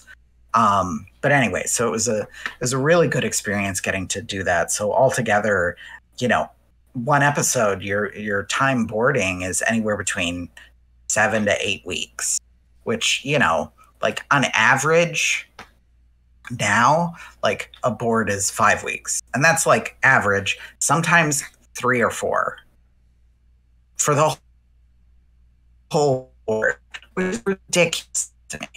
I can't, you can't do the right amount of work that needs to go into this stuff in such a short amount of time. Like, again, there's so many people who like don't fully understand that aspect of it, but are just trying to like crunch numbers and sort of squeeze the most out of it that they can. And, the work suffers. And of course the people suffer for having to be pushed into these crunch situations. And it's so rampant that it's frustrating, I can imagine. I hope that there can be some good drastic change, sooner than later. I agree. Because, everyone needs it. But yeah, so getting to work on Sherman and Peabody, it was like we were just making a silly cartoon and doing it the way we wanted. And so that was really fun. And I really enjoyed that aspect of it. And, I had grown up loving like Jay Ward cartoons, so Rocky and Bullwinkle and Sherman and Peabody and all of that. So I was like excited to get to draw the characters and have fun with it. And the studio that did the animation for it, DHX, we had these animators, Dallas and Craig, and then people like Jamie, who I think was like one of the head, in charge of like, animation or character animation or whatever. But, and he was fantastic. And the stuff that they would do just, it plussed everything so much. And it was just so fun. And, getting to see them have fun with boards that I did, like, just meant a lot to me to be able to know that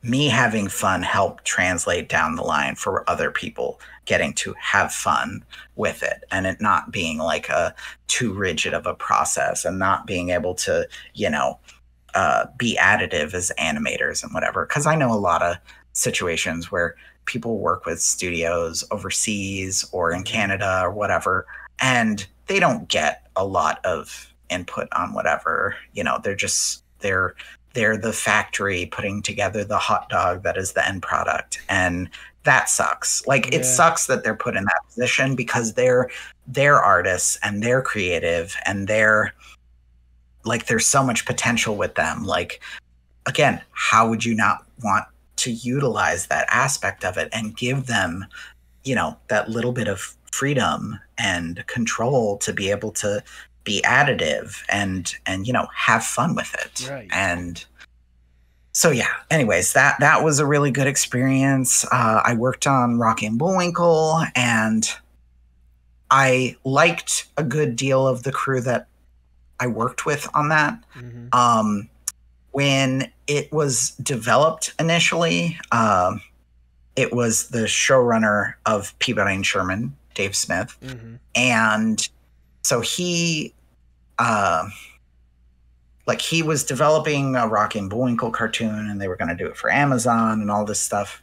And things seemed to be going okay. But as they were developing it and whatever, the whole idea was like, oh, we're going to have a 7-minute Rocky and Bullwinkle cartoon, and then a 5-minute middle cartoon, and then a 7-minute Rocky and Bullwinkle. And so, like, you know, the Rocky and Bullwinkle could have its, you know, overarching story or whatever. Right. But the middle cartoons were George of the Jungle, Super Chicken, Tom Slick, and Dudley Do-Right. Okay. And, you know, I got to board one of the George of the Jungle shorts, and it was so much fun. I had a blast. But then, for whatever reason, the studio had decided, you know what, we don't want the middle cartoons, and we want it to be scripted, and we want it to be 22-minute episodes. And, you know, there was a lot about that was like, I'm not happy about that, but whatever.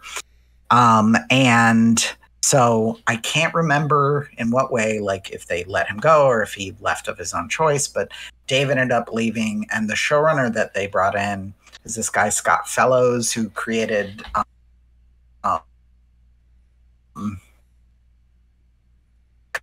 did he create?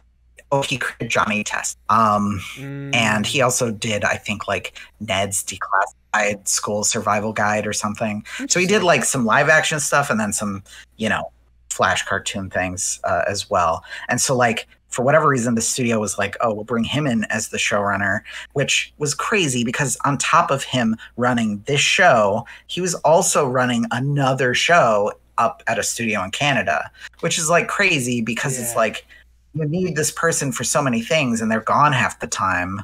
And, you know, ultimately that aspect of it and like working with people like him was crazy to me because it was just horrendous. Like, I did not like working with him, and, you know, they have these weird ideas for things and don't understand so many things about how animation works and all this. It was ridiculous. So, you know, it wasn't as good of an experience as Peabody was, for sure. You know, again, there were some of the people on the crew that I really liked. I liked my board partner, right. You know, and, you know, some of the other board artists and revisionists and, you know, a couple of the directors were really cool. But again, aside from that stuff and like the design team, oh my God, they were so good. And I always loved getting to see everything they were doing and like just making fantastic stuff. So a bunch of people like, God, it was, I think Aaron, but yeah, like, just so many really skilled artists, and always loved getting to work with people like that and just seeing them make good, fun, appealing stuff. Yeah. So yeah, that was my experience on both of those. What was the other one you were gonna ask? Well, the one I was gonna ask about, well, I just want to say super quickly about the other two, and just basically like the journey, at least up to this point. It seems like every single stop along the way has been like a unique experience one way or another. Certainly a learning experience about everywhere that you go. But the other show that I definitely wanted to sink my teeth into, and I hadn't mentioned it yet, but I mean, obviously it's probably the most recent one that people would know you for, is Jellystone, the wonderful show that is Jellystone. How did this opportunity even come to you in the first place to work on that show? So I had met and knew Carl from like years before, and, you know, had talked to him and stuff online and whatever. And, you know, and then of course, when he was making Harvey Beaks over at Nickelodeon was while I was on Breadwinners. Okay. And I would constantly head over to, you know, the area they were in where they're making that show and hang out with the people over there, because I was like, this seems really fun over here. I mean, I was just going to say, like, super quickly, like, you know, especially for those that don't know who we're talking about, you know, C.H. Greenblatt or Carl Greenblatt, like just about every single show that he's either had a hand in or that he's created or whatnot has just looked like a fun experience from start to finish, no matter what. Whether it was helping out back in the day with, like, SpongeBob and, you know, Grim Adventures, to, like, the shows he created, like Chowder, Harvey Beaks, and obviously now Jellystone, but... Yeah. No, definitely. And, you know, so it was fun to be around them and everything. But Carl had reached out and was like, hey, I've been developing this show over at Warner Brothers, and it's with these characters, and I think you could be a good, like, I want to work with you, and I think you'd be a good fit for this. It's a silly, cartoony cartoon, and, you know, want to bring you on. And so I was like, okay, yeah, I'm down, you know. And of course, I mean, again, I love his work and his sensibility, and, you know, so getting to get on that show pretty much from the start, you know, he had developed so much and whatever, and then it was going. And so it was like this room full of us where it's like, okay, here's the directors, and here's the board artists, and then here's the supervising director, and here's, like, you know, the head writer, Ben Gruber, and then, you know, and then Carl. And it was a really fun and fantastic experience, especially during the writing phase, where we're like in a conference room figuring all this stuff out, right? Like, there's all these things that it's like, okay, well, here are some things that are set, right? Like, Yogi is still Yogi because he's such a distinct character and personality. And, you know, Boo Boo, basically Boo Boo, a little augmented, but no, basic him. And, you know, Huckleberry Hound is still him, but there were all these things that it was like, oh, okay, maybe this and maybe that. And so we worked together to really figure out a lot of this stuff, and did a lot of drawing and a lot of writing and joking around. And it was such a really fantastic experience getting to work with all of them and, you know, figure a lot of things out. And so we're writing outlines and helping each other with things. And it was just really, really good. And so then, you know, after writing outlines and getting into it, then we got into the boarding phase and, you know, hitting up different stuff with that. And for me anyways, as I was going, I was struggling with different things. And, you know, there were a lot of different aspects of it that were difficult when it came to the boarding part of it, especially with the schedule and the, you know, amount of work that would go into this stuff, and it being like, okay, here are the first whatevers, right? Like my first episode was like the first episode on the production line. Okay. So it was like, you know, oh my God, out of the frying pan into the fire. Yep. So, you know, and I mean, there were definitely good aspects of it, but it was, you know, I was struggling with different stuff, and, you know, it got even harder with my second board, and, you know, they ended up, you know, letting me go after that experience. And it just wasn't working out on the board side. Like on the writing side, I was doing great. I did all this like concept design and a lot of stuff that like helped with the designers, you know.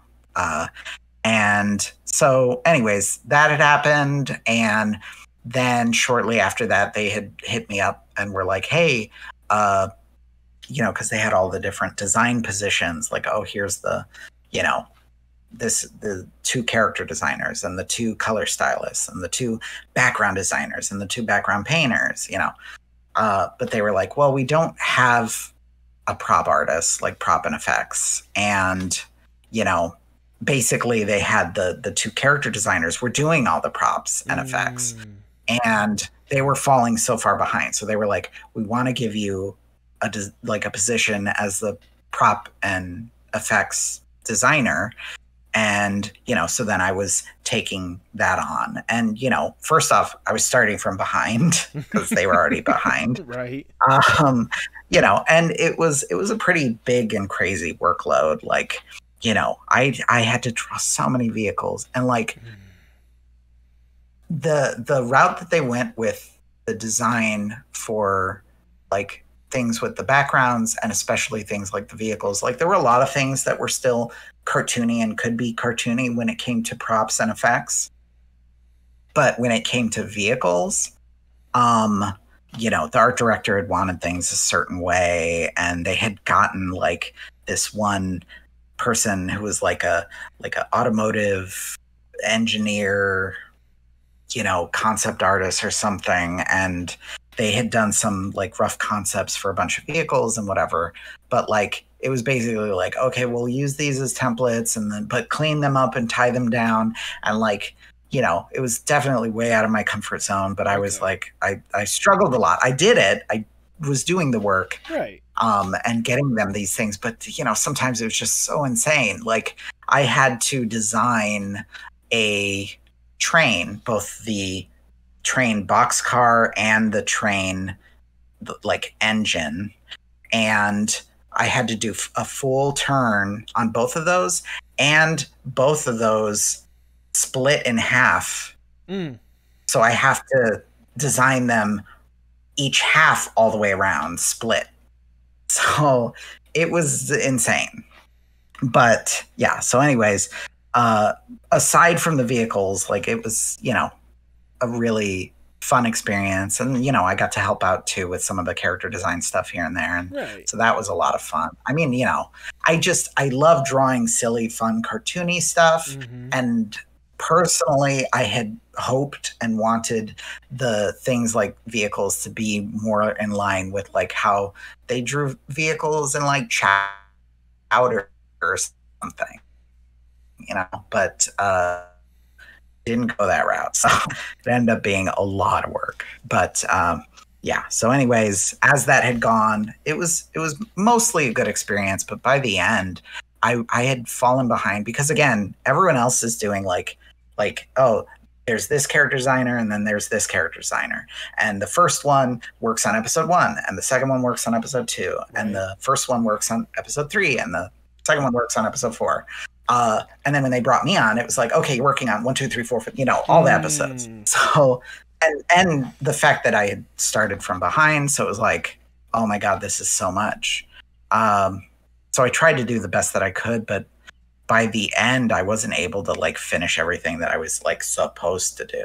Okay. So, that fell on like their designers, like the character designers, which again, I don't like, they did the best that they could and I appreciate them. They were fantastic. But again, so like, because of how all that had gone and whatever, like, I knew that they were doing a second season, but I'd found out that I wasn't able to come back. And when I say second season, I mean like production season. Because like they'll do the thing where it's like, okay, they do one production season. And then when they put it out there, they're like, here's the first half. That's season 1. And then here's the second half of production season 1. That's season 2, or whatever. Right. So, doing all that. But as things get all weird with streaming and all of that. But anyways, especially with animation.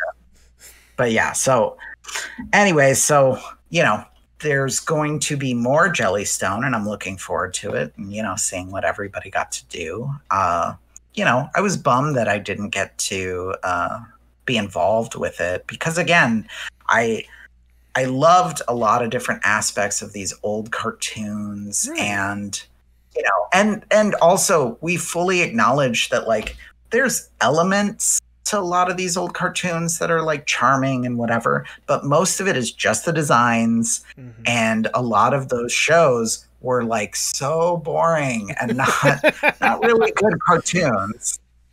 I mean, there are some that are good, like Yogi was pretty fun, and the Flintstones. I mean, it's basically prehistoric, the Honeymooners. Right. So of course that's fun, but there were a lot where it's like, and we use so many characters. I mean, and that was the thing. Carl was very like, we need to use characters that already exist. We're not going to like make anything new. It's stuff that's already there. And so, we would do all kinds of things with all these different characters, and it was like fun and ridiculous and all of that. But yeah, it was like, well, we don't sort of beholden to like the original source material, because, we're like, well, it wasn't like they were really good, funny cartoons, most of them. So, we'll just do whatever with them, and got to, have a lot of fun and try different things. And so, got some really good stuff out of it. And, again, for the most part, most of that crew, like, they're all people I love. They all do fantastic work. And I always wish them all the best, like, with everything that they do and all of that. So, and try to keep in touch with as many friends as I can and all of that. But yeah, it was a good experience, but it was also a complicated experience. So yeah, again, there was a lot that I loved about it, and I loved getting to work with Carl, and especially things where like during the writing phase, like the usual way of going about stuff was like we'd get in the morning, and Carl would have a board game that he'd bring in, and we'd all play a different board game or whatever. And that's sort of like the morning, like we're warming up our brains and all of that or whatever. Sometimes we would, watch old cartoons or different references or whatever. But that, like, usually we would just play a board game until it's like lunchtime, then go have lunch, and then come back. And once we're back, then we actually start the work of writing and everything, because his thoughts or philosophy on that when it came to the writing part of the process was like, I'm not gonna really think well and come up with good before. So like, why push yourself in the morning when you could sort of warm up your brain and have a little fun with these people you're working with, and then have warmed up enough and eased into your day enough that, when you come back from lunch, you can actually, do some good thinking and working and writing. So yeah, again, overall, really good experience. Again, I love and appreciate like all of those people. Like they're awesome, and, who knows if or when, I'll get to work with Carl again, or anyone else. Like it'd be cool, I'd be open to it, but we'll see how stuff goes. I never know. Yeah, I mean, it again, just based on the conversation that we've had, just thinking about like all the experiences you've had, I think that's a good philosophy we've had. I hope you get to work with some of these people again, but I don't know, because it's just been like a good, hopefully more often than not, a good kind of chaotic just about every single step of the animation process you've been a part of. I mean, I know part of it is just working with the machine and how that's supposed to go, but also part of it is just the environment that some of the people brought, like when you were working on Sherman, like when you were working Jellystone, like incredible environments nevertheless. And I sincerely hope you get an opportunity to work more with these incredible people and such. I was gonna say, like, even I certainly could see like Carl or like some of the other places you've worked at, like some of them having an influence with you in your own personal art, because whenever I looked at your own personal art, like I get a lot of like the vibe of those like late 2000s cartoons, and even some of the early ones, like a lot of like the Chowder essence with some of your art and some of the Muppet essences and such. Like I can only imagine how much of an impact that has for your art and working around this stuff.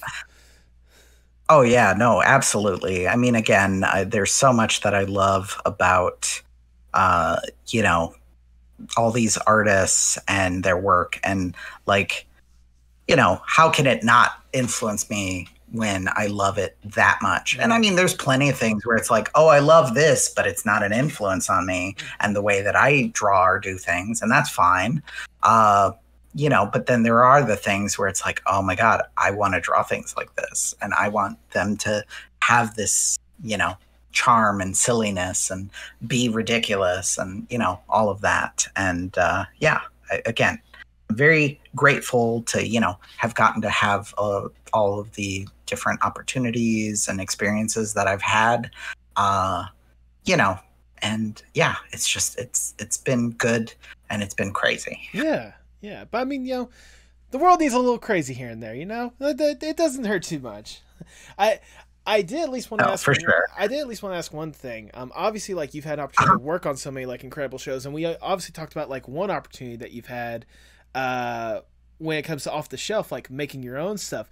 Is there any more concepts or ideas that if you were given the opportunity, you'd love to bring to fruition? I mean, I saw one on your website that I don't know if it was you helping someone else out or if it was your own idea. I think it was called Sweet Beans or something along the lines of that. Oh yeah, no, that so my friend Mallory, who goes by Sweet Beans, Okay. she does comics and stuff, and she's one of my best friends. Like, Okay. I love her so much. I actually hung out with her and her wife Courtney recently, but she has you know, these comics and these characters that she makes with these characters called Sweet Beans. And it was for her birthday one year. I wanted to make what looked like screenshots of them in a cartoon.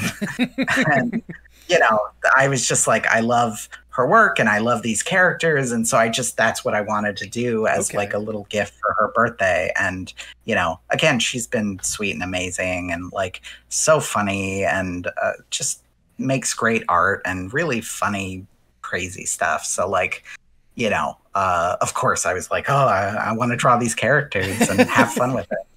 Good. Well, is there but yeah, as far as what I was going to say, as far as like other ideas, yeah, I've come up with, I mean, again, it's a ridiculous plethora of other things that I've been, I don't know, developing over years and whatever, you know, from something I was working on. The thing that was in development over at Amazon is a thing called Harry Harry. Oh, right. Okay. And then there were other ones. You know, I had like one idea that I was kind of developing called Hardwood Knocks. Okay. And then called Lights, another one called Possum PI, which was like a you know, weird detective. But they're all just like silly cartoon whatever, because that's what I love the most. Right. But yeah, just again, yeah, bunch of different things that I've been working on, developing or whatever. And, you know, again, I love figuring out different stuff, like how are these characters, like what's their dynamics, and, you know, how do they interact with each other and treat each other, and like, you know, this character, it's like, oh, well, they hardly ever get mad.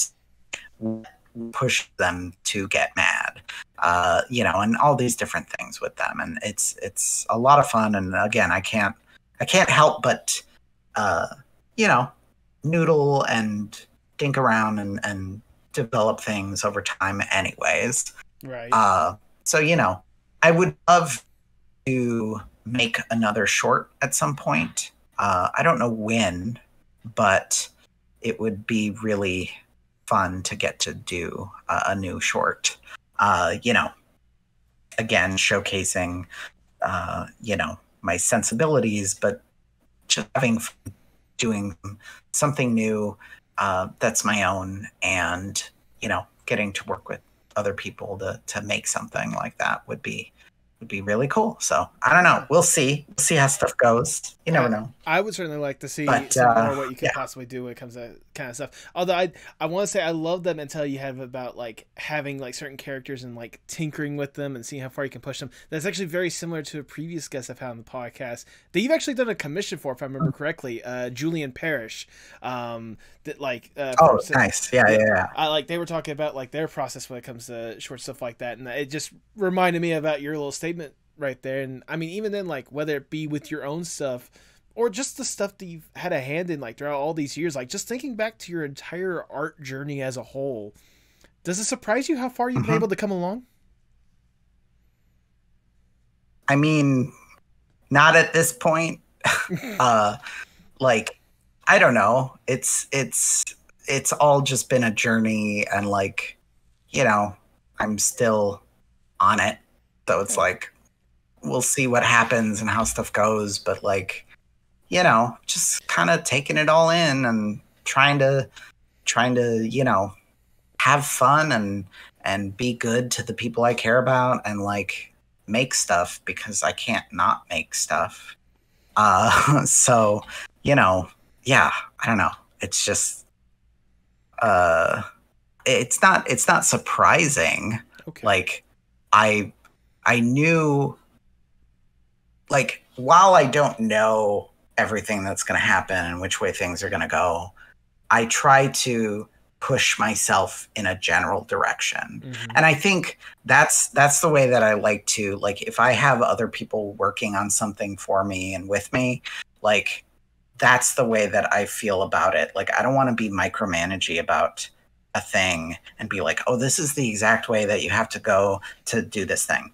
It's more like shouting out to everyone, okay, let's move in that general direction. There you go. And however you want to, you know, get there, it's all good. Like, you know, people can sidestep, people can backtrack. Like, it doesn't matter to me. Like, it's everyone's doing their own thing, and like, that's cool and interesting and adds something to it. So like, you know, as long as there's movement, like, you're good. I don't know. Well, hopefully that movement can keep you going forward nevertheless on this journey and doing incredible stuff. Thanks. Absolutely. And I'll tell you what, hey, for this next question, how about we move upward, a lot upward, if I may, and give you more or less the dream scenario, if I may. Let's say I am Big Shot Mr. Moneybags right here. I come up to you and I'm like, look, Melody, we know you can do some incredible stuff. We've seen the stuff you've had a hand in. We see the stuff you've developed. We know there's a gold mine here waiting to be mined. You just need that little extra push, a little extra platform to get you to that point. We have access to anyone and everyone in whatever industry possible, and more money than there should be possible. We should probably be making sure that all the writers, directors, actors, and animators are all compensated well and all that stuff. We'll focus on them in a second. Right now we are focusing on you and you alone. If given this opportunity, what would be the dream Melody project?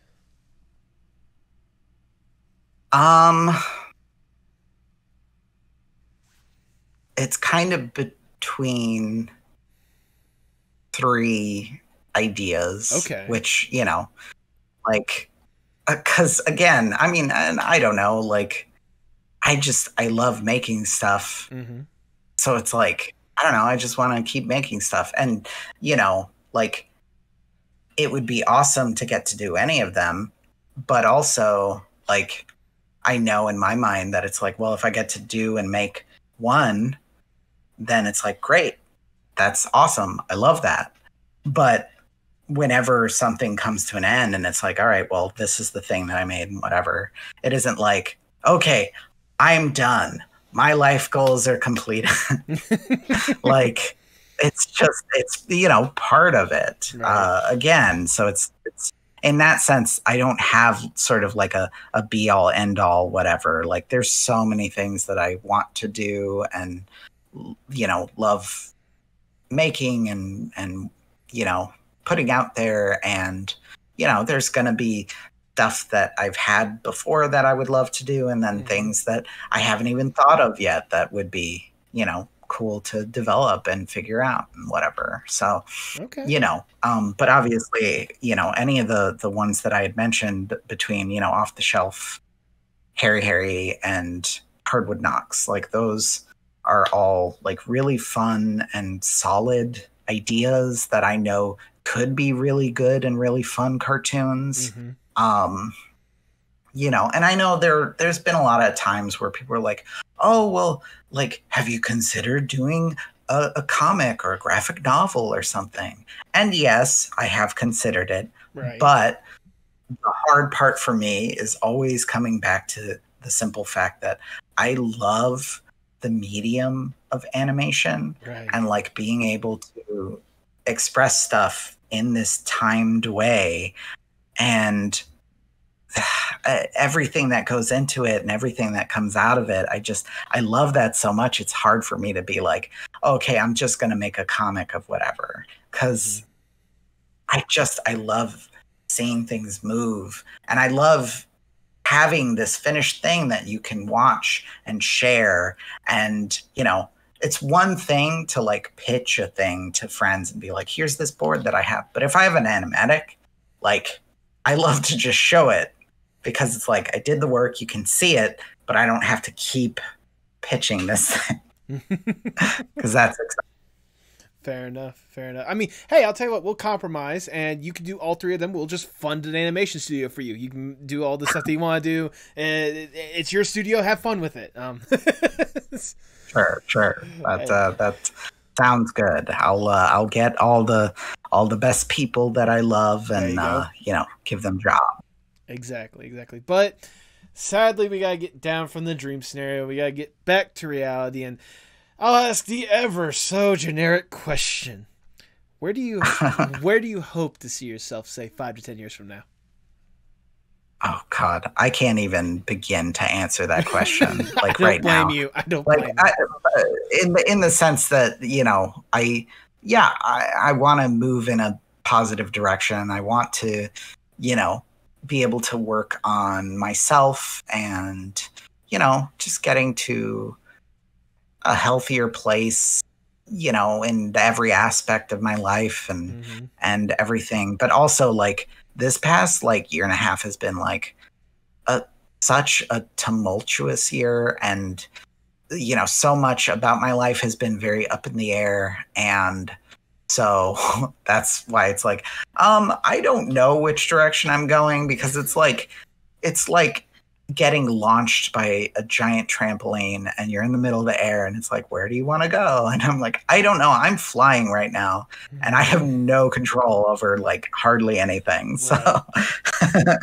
so like, you know, I don't know. I really, truly don't. But, you know, I will continue to make things, and I will continue to try to figure out, but that's kind of it right now, especially with, you know, way and the place that animation and the entertainment industry in general are at right now, with things like the writer's strike. Like, oh my God, I love that they're striking. I want more places and more unions to strike, like, you know, because people need and deserve so much better than everyone's getting.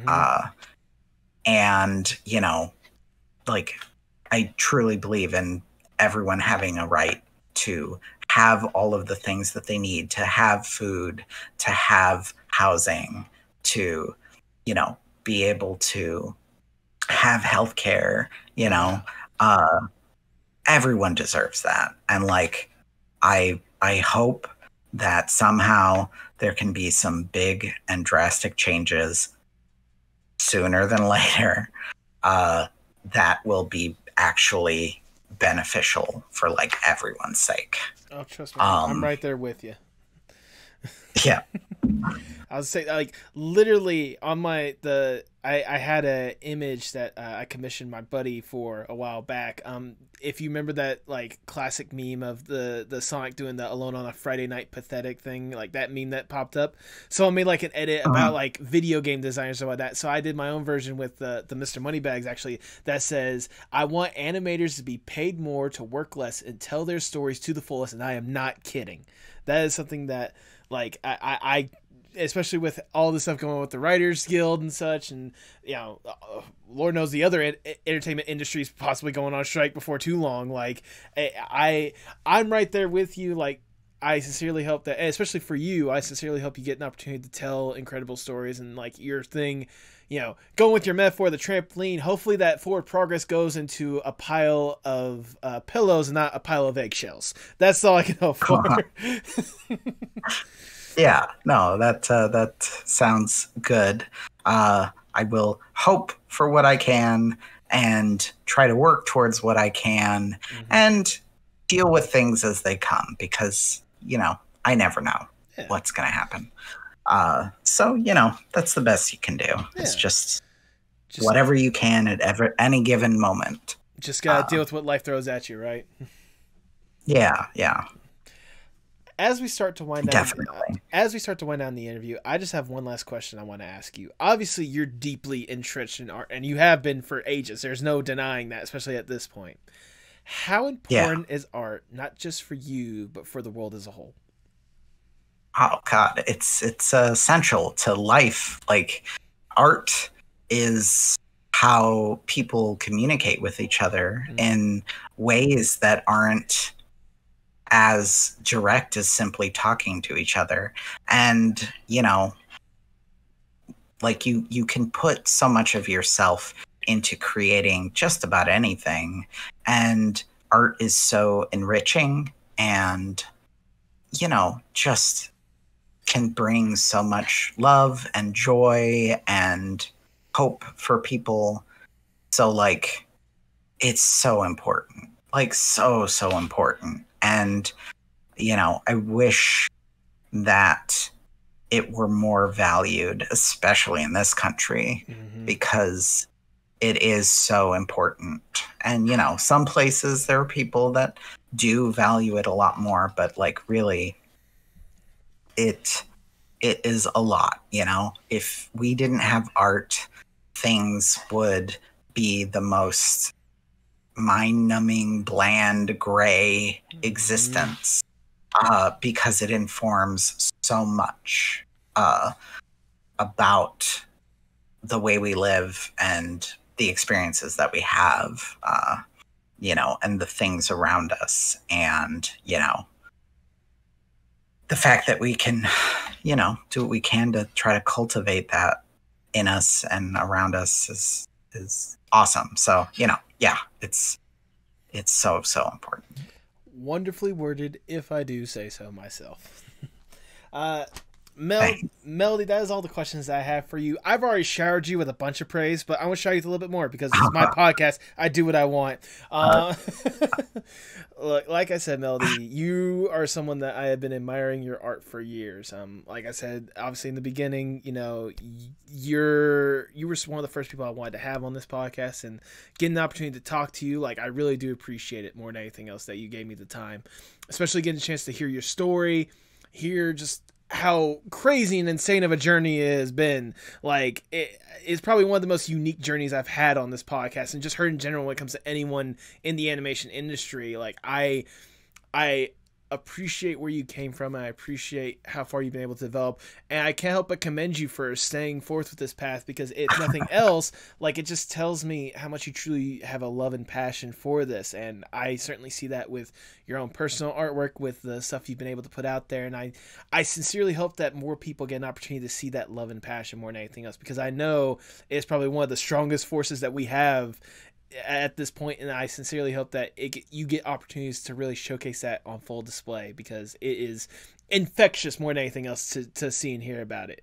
Long story short, thank you so much for what you do. Thank you for what you have done, and please keep up the incredible work, because I know you will. I feel like you should be getting so many incredible opportunities to showcase that art in one way or another, and I know if you let people see that more than anything else, you'll get there. You'll have those opportunities. So thank you so much. Well, thank you. Thanks for having me, and, just getting to, have this conversation and everything, and talk about all this stuff. And just appreciate it. And just grateful. So, absolutely. Thanks. And I hope hope that you and anyone listening has a good day or night wherever you are. Absolutely. I was going to say, if people want to see more of that passion and maybe some of the incredible art that I am talking about, go ahead and plug yourself for the people at home. So I am Iza Art on most platforms. That's IZAART, like all together, one word, no space. And that's on Twitter, that's on Instagram, that's on Tumblr. You can Google my name and you'll find my portfolio site or my IMDb. Like, I'm easy to search for, so there you go. not even a big deal. There you go. Do you have any final words before we sign off? Keep being silly and crazy, because there's never enough of that. And, love the people that are dear to you, because, life is so short, and, why not spend your time focused on love and positivity as much as you can, because life's difficult and painful, and just want the best for people. So yeah, that's it. Absolutely. With that, all I have left to say is, for the people at home, hasta luego, mi amigos. All right. Tell me what's wrong, tell me it's parts in motion. Sing me a song, tell me your eyes can't open. Show me it all, put me up in the car you drove when you used to call. Show me it all.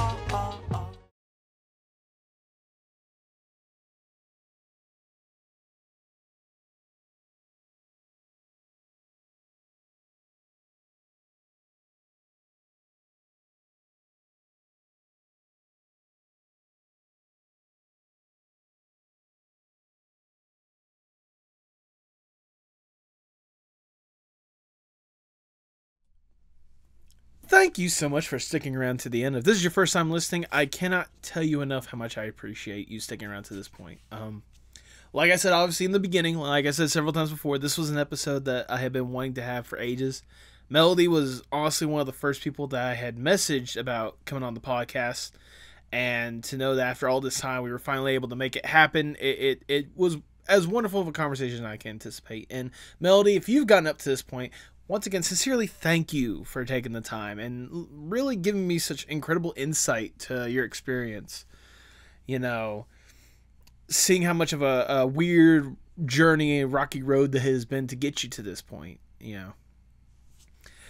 I'll be honest, if you guys have been paying attention on Twitter, for at least what I've been saying or whatnot, it's been a rough week for me. And, honestly, listening back to Melody's story, it makes me appreciate the journey that she has gone on so far, because I can only imagine how hectic and chaotic it can be. Obviously it's not my own experience, but obviously, whenever you move around as much and you meet several incredible people and you gain and lose so many incredible opportunities, it makes you truly appreciative that throughout all of it, that someone as incredible as Melody is able to keep moving forward and keep trying to do incredible stuff. Because it's definitely not easy out there, people. It's not easy at all. And it's something I'm trying to, keep in mind with my own personal journey. Just trying to keep moving along, keep my head up high. I'll be honest, some days, some weeks are better than others. But I know that I've got to keep on keeping on, that cheesy little phrase or whatnot, because it's life. We can all agree life can be weird and hectic sometimes. Life can be stupid sometimes, but that's just part of the human experience, one way or another. And speaking of Twitter, I seriously need to fucking find somewhere else to be, guys. Oh, fuck me.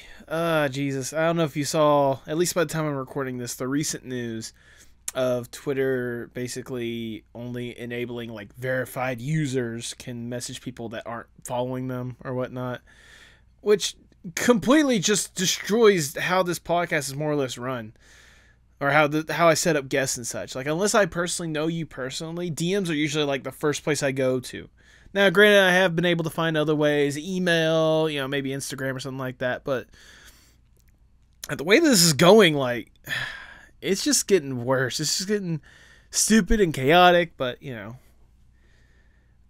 like everything else I just said, it's life. And the less I harp on Twitter, the better.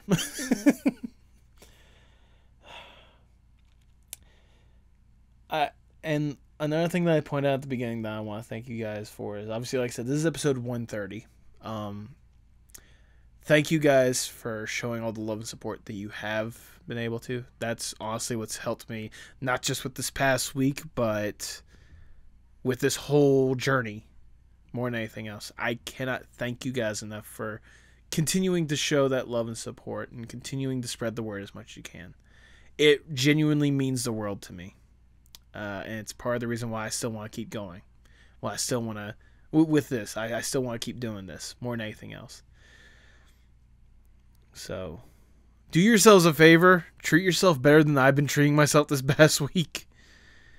Like, be good to yourselves. Don't beat yourself up over stupid, petty bullshit. Stay strong. Writers Guild of America strong. Stay striking. Keep doing incredible work. Seriously, keep doing incredible stuff. You're doing fantastic work, whether you're telling yourself you are or not. Keep up that incredible work, seriously, please.